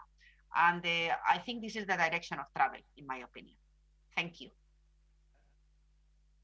Also to you then, is going forward, I mean, is the 8.5 billion for South Africa, I don't know if EBRD is part of that, but is that a standalone, or are we seeing more of those kind of packages coming together around key transition countries? We are not part of the South African package because it's not a country where the EBRD operates. Our region is different, so it's not part of that. We are doing a lot of work in, so our countries of operation, the places where we invest are in Eastern Europe and Central Asia, the Caucasus, Mongolia, and some Mediterranean countries and Turkey. So it's, you know, a variety of countries.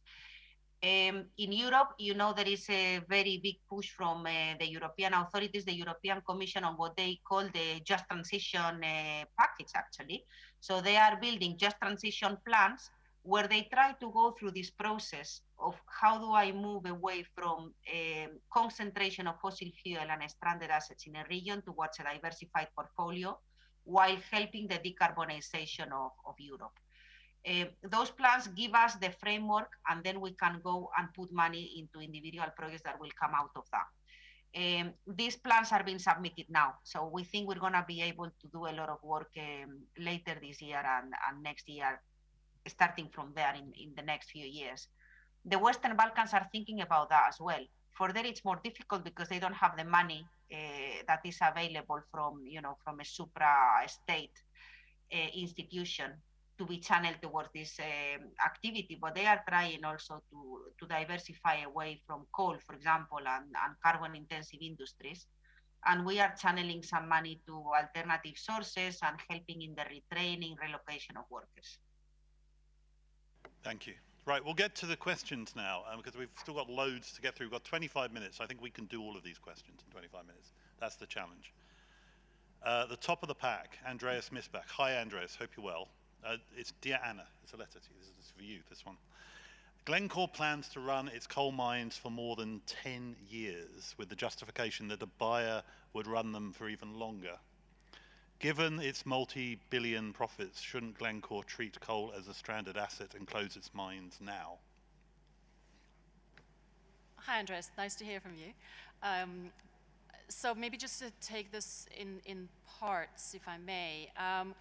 We have a portfolio of coal mines, some of which are closing, a lot of which are closing a lot sooner than 10 years. In fact, we've just announced 3 coal mines closing in the next couple of years or so. So it's not the portfolio declines over a period of time.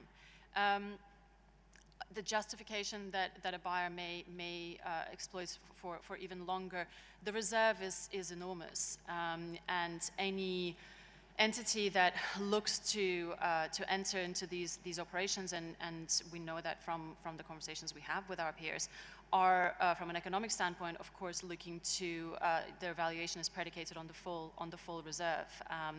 So the likelihood of full exploitation is very significant, whereas we have made a commitment that we are honoring in terms of declining that production in line with the targets that we've set ourselves. I'm not sure if I fully understand the logic about the stranded asset point, but maybe just to say that we have made a commitment to prioritize capital allocation away from coal. So in fact, we're not investing expansionary capital to grow coal operations anymore. We've made that commitment. We report publicly on our progress. All of the growth capital is going into the metals business. So we're sustaining those coal operations that we have in the portfolio as we work them towards closure to make sure that they're run safely, that we are the technology that we use is as carbon efficient as possible, but we're not investing in any growth. Can I just ask, with Colombia in mind, so you disposed of several coal assets in Colombia, Prodeco, but you acquired another asset, Cerrejón.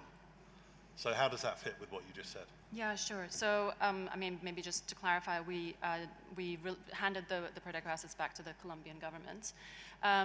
In respect of Cerrejón, I think that was exactly the sort of the thought process that I've just outlined that we went through, and I recognize that it's counterintuitive.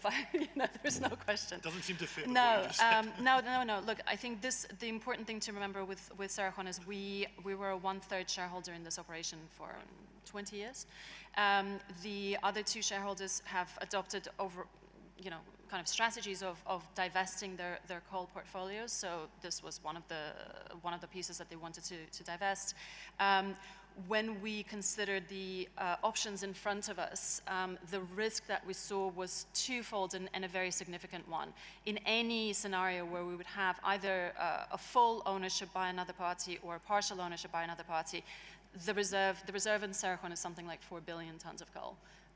The likelihood of that being exploited to as much of its full potential as possible would be not insignificant. And also, as you know, John, it's an incredibly complex, challenging situation with an enormous amount of complexity, community concerns, environmental concerns. We and our partners have tried to follow international norms. I think there's obviously still huge amounts of work that still needs to be done, but our concern was that another partner would not necessarily be looking to, or another entity would be looking to honor those commitments or abide to the same standard. So we did make that decision to sort of make sure that we're still, to test ourselves and think through that climate lens. We actually use that opportunity to review the portfolio again, and we introduced shorter term targets and strengthened our medium term targets, so that while there is this this acquisition of the outstanding shares, it did in fact kind of catalyze or enable us to strengthen our overall climate commitments. And help decarbonize the balance sheets of two other mining companies. That's the divestment strategy. That's how it works. No, that's how it works, right. Okay. Another question for you. And this is done democratically, so, and then we'll move on to the others. Glencore has repeatedly been associated with severe human rights abuses and environmental damage. What concrete steps is Glencore taking to contribute to a just transition and respect and protect human rights and the environment? Look, I think maybe just to frame it in the context of the industry, the mining industry clearly is a high-impact industry. That's not an excuse at all. It's a recognition of that impact and of the importance of setting and following best practice. Maybe I can just give a few examples of the steps that we've taken, and I really welcome any further dialogue, either here through the questions or separately. But we have been reporting on our performance for a number of years now. We publish a standalone report. We increasingly add more of this information into our annual report because that seems to be where our stakeholders want to see it. We published last year a fully updated suite of policies, including a human rights policy. And in the development of that policy, we consulted with communities on the ground, so we wanted to really hear from those impacted. We also published an environmental policy.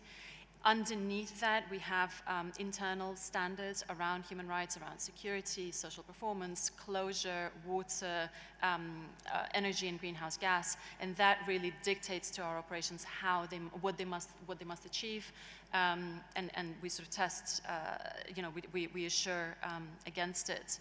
Maybe looking a bit more kind of specifically, our operations are required to have closure plans, and those are developed in consultation with communities and local governments. And the closer we get to closure, the more intense those conversations become. And you would know, those conversations continue to happen too. And the question there is very much, what does that future look like, and how do we start the skills development, the business investment processes to support that?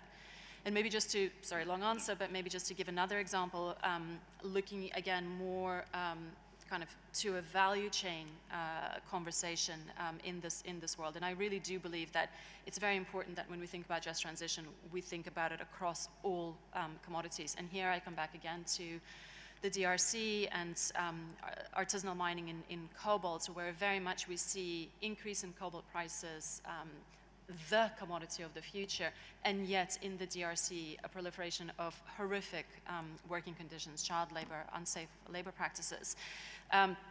From Glencore perspective, we only market industrially produced cobalt, but of course this is a challenge that affects all of us. And so we've been one of the founding members of the Fair Cobalt Alliance, which is working on the ground, and it's a full value chain collaboration to help improve working conditions on the ground and eradicate child labor in artisanal mining.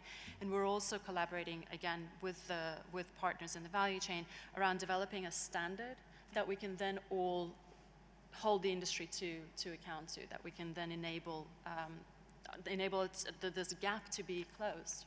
Great. Well, thank you. Time for some water now. And I'm moving on to the next question, which I think is for Isabel, and then Mustafa, I have a question for you after that, and Nemo as well. So the questions are lining up nicely, almost who I should give them to. I think, Isabel, you're probably best to answer this question about businesses heavily relying on compensation to achieve net zero. How can this add up globally?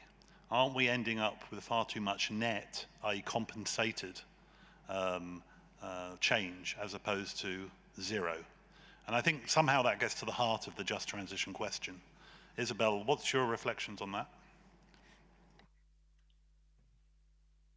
We don't do compensation of businesses, but I am aware of the discussion. And I'm afraid there is not how do you say in English, a one-size-fits-all answer for that question on how do you manage the compensation and whether businesses need to be compensated at all, or if it is the workers in those companies under certain conditions that need to be compensated at all. There is a fine balance, I guess, in a situation where resources are becoming more and more scarce. And, now, especially with the new geopolitical situation, there's a lot of pressure, I would imagine, on governments on electricity and energy bills, for example, in some parts of the world.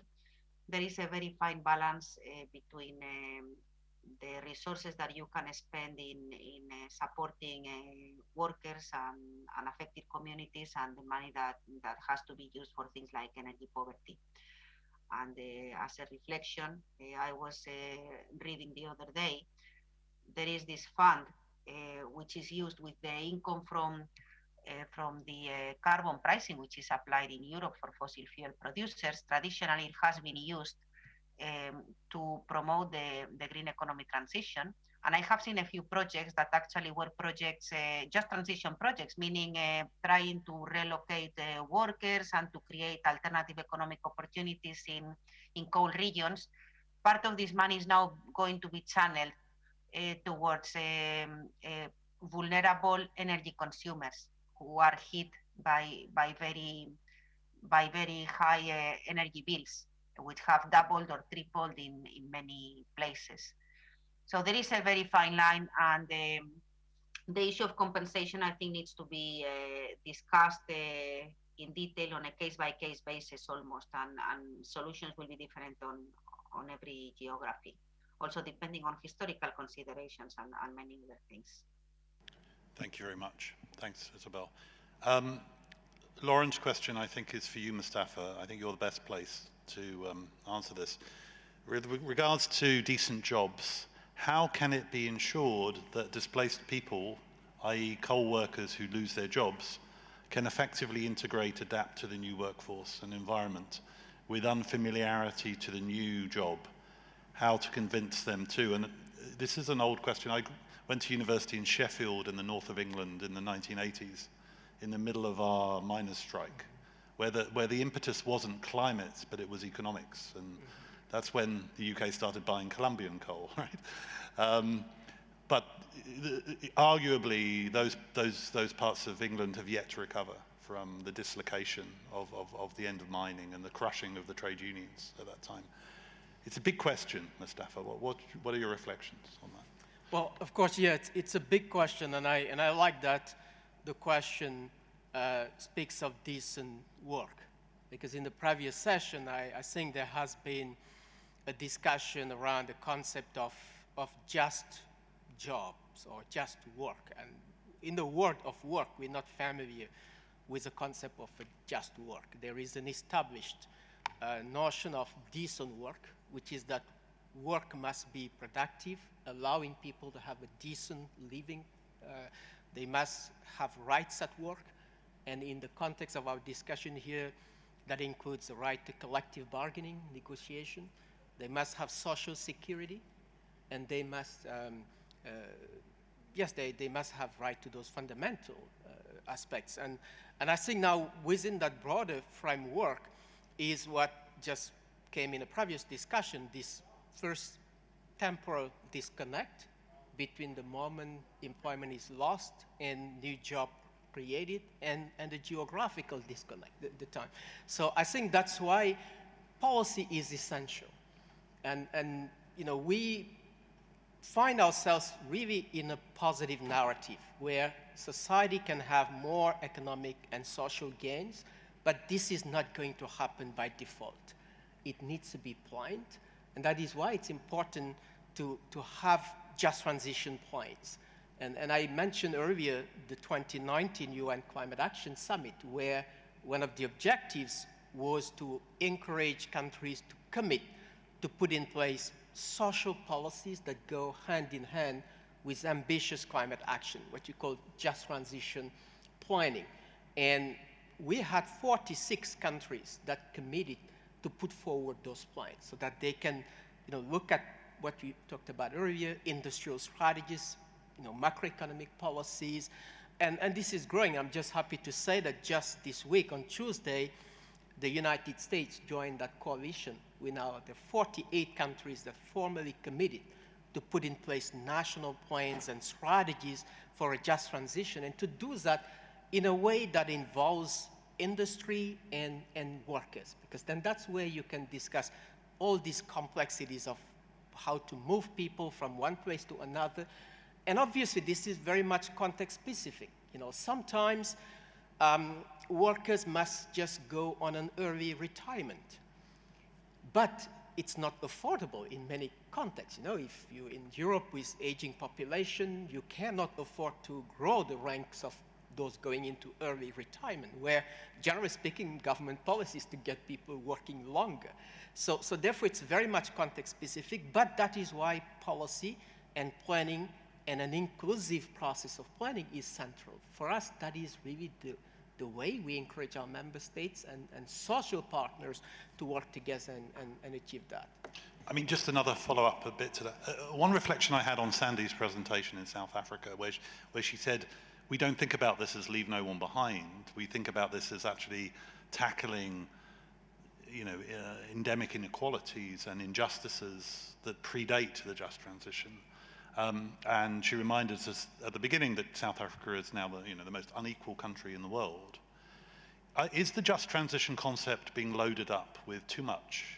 If it's not just about jobs, but tackling fundamental inequalities in society that, in the case of South Africa, go back to apartheid, are we putting too much on the donkey? Yes, I would say it is being too much loaded, but I think there are two notions here.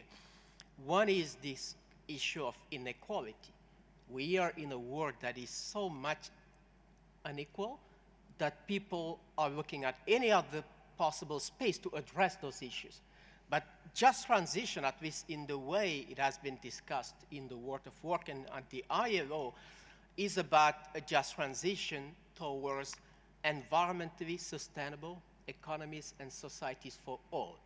And I think we've talked about the understanding and the definitions of just transition, but I want to say that we do not have a single and sort of universal definition at the moment.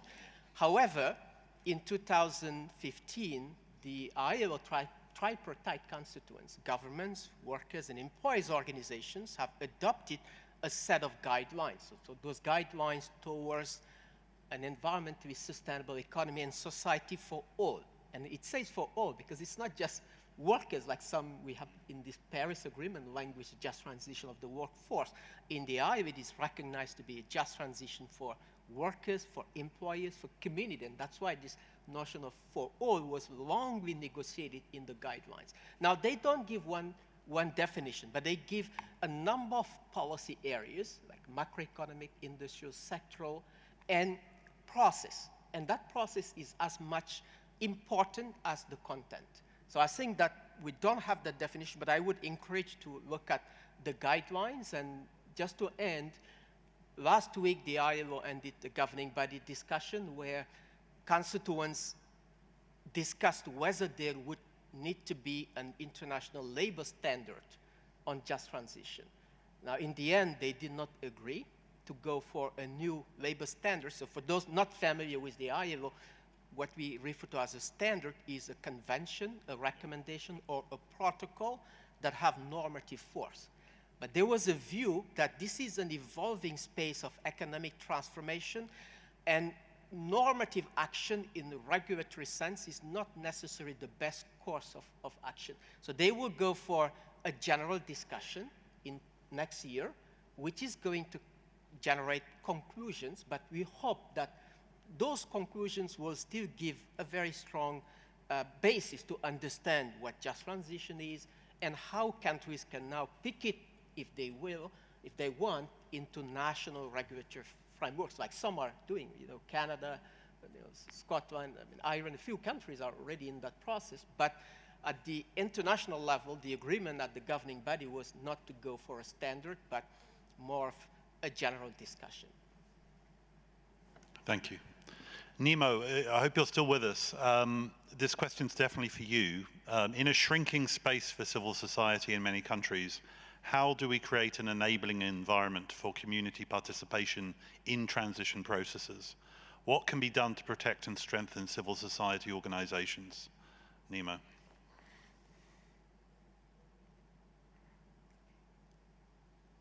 Maybe we've lost him. Nemo? That's a shame. No, we've lost him. Yeah, we've lost the line, unfortunately. That would have been.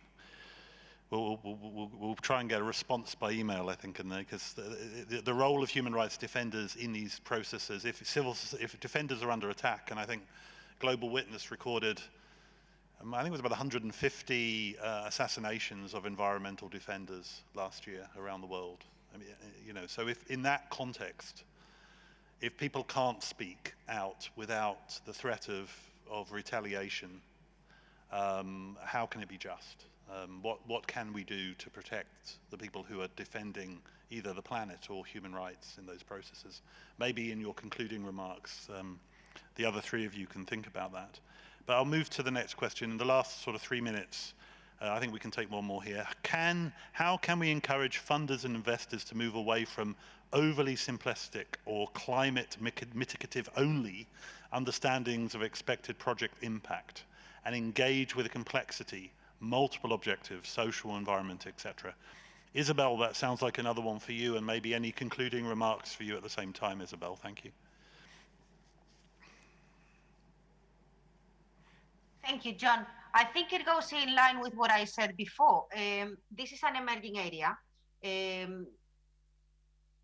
Bigger policy frameworks that investors can rely on, like the case that was presented before in South Africa, same could happen in other countries. And as I say, it's happening in other countries. They are preparing some documents. This would give clarity for the investors so that it's not mitigation only, or it's not greenwashing, or it's not social only. we need that type of bigger framework, political framework that is agreed, is credible, involves the civil society and local stakeholders in line with what you were just saying. That's one route. The other, I would say, standards, again, in the same way that we have managed to codify what is a green bond or a sustainable investment, or, you know, some typologies of projects, we should be able to codify and create some typologies of how do we see a good just transition project for investors to choose and to decide upon when different alternatives are being presented to them. This is work in progress. I've seen some even big hedge funds and investment funds trying to develop some rules, some criteria to invest in just transition funds. So this is all in the making, and it will be a combination of human rights, social rights of the workers of the companies, and a credible decarbonization path for some sectors. This is how I see it happening. Thank you, Isabel, and thank you for joining us today. Mustafa, any final words from you about anything you've heard? Well, I think we're in an area where, you know, there's experience. You know, you've spoken about the UK experience in you know, decarbonization, moving out of coal. Germany's experience, what Spain is doing currently. So there is a lot for countries around the world to share and learn from one another, and that is why I think international cooperation and development cooperation has an important role to play here. At the ILO, since the 2019 Climate Action Summit, we have put together an initiative called the Climate Action for Jobs, where we work with countries to share experiences, but support developing countries like South Africa, Nigeria, and others in this process. And I think what we also find is the small businesses, you know, SMEs, they are 50% plus of carbon emissions, but that's where productivity challenges, difficulties in transforming, and I think what Anna was saying about, you know, artisanal coal mining. So these small and informal businesses are the ones that we need to be helping more, and we'll be very keen to collaborate and working together on that. Thank you very much, Mustafa, and also for joining us today. Anna, that issue of artisanal miners is particularly interesting in transitional terms, but any final reflections from you? Well, I think I'm still sort of processing everything. I think there's just maybe a couple of things. I think, yes, definition, yes, standards, definitely collaboration, and that, you know, really reflecting on the point that Rachel made at the beginning about trust and the importance of that in this process. I suppose one question that I have is, what does good actually look like? What are we know the questions, we know what we're trying to solve for. We know some of the steps along the way, we know who needs to be, well, who should be involved. But what does the to be look like? And I think that is then what must anchor the focus on standards, the focus on definitions, so that we don't get mired in you know, sort of definitional nuances and lose sight of what it is that we're working towards. So I think it's just critical that we actually start perhaps with that question and then almost work backwards. But thank you. It's been a fascinating discussion. Thank you, Anna, also for joining us. I don't know what happened to the poll. I don't know. Maybe it was overwhelmed by people voting, but if there are results for the poll, put it up. For me, three things. I mean, maybe it goes without saying, but just transition is about justice, it's about people, it's about jobs, but it's about communities, it's about people having agency, people having rights, it's about accountability.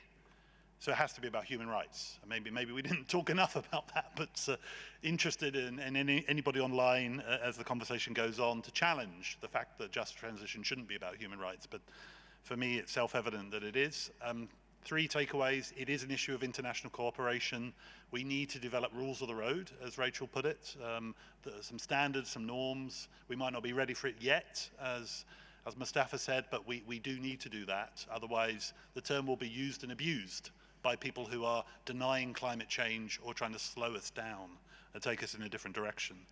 The second is that those norms have to be based on evidence. Just transition is playing out differently in different contexts. We need to learn from what's going on. We need to compare, share, and learn as we go, and that needs to inform the way rules are developed. And the third and last point is accountability, strengthening civil society's engagement, allowing environmental and human rights defenders to be at the table as these processes go forward, otherwise they're not legitimate. Thank you very much to the Swiss government for the day and for all of you who've joined us online and in the room. A round of applause to the panel, and thank you.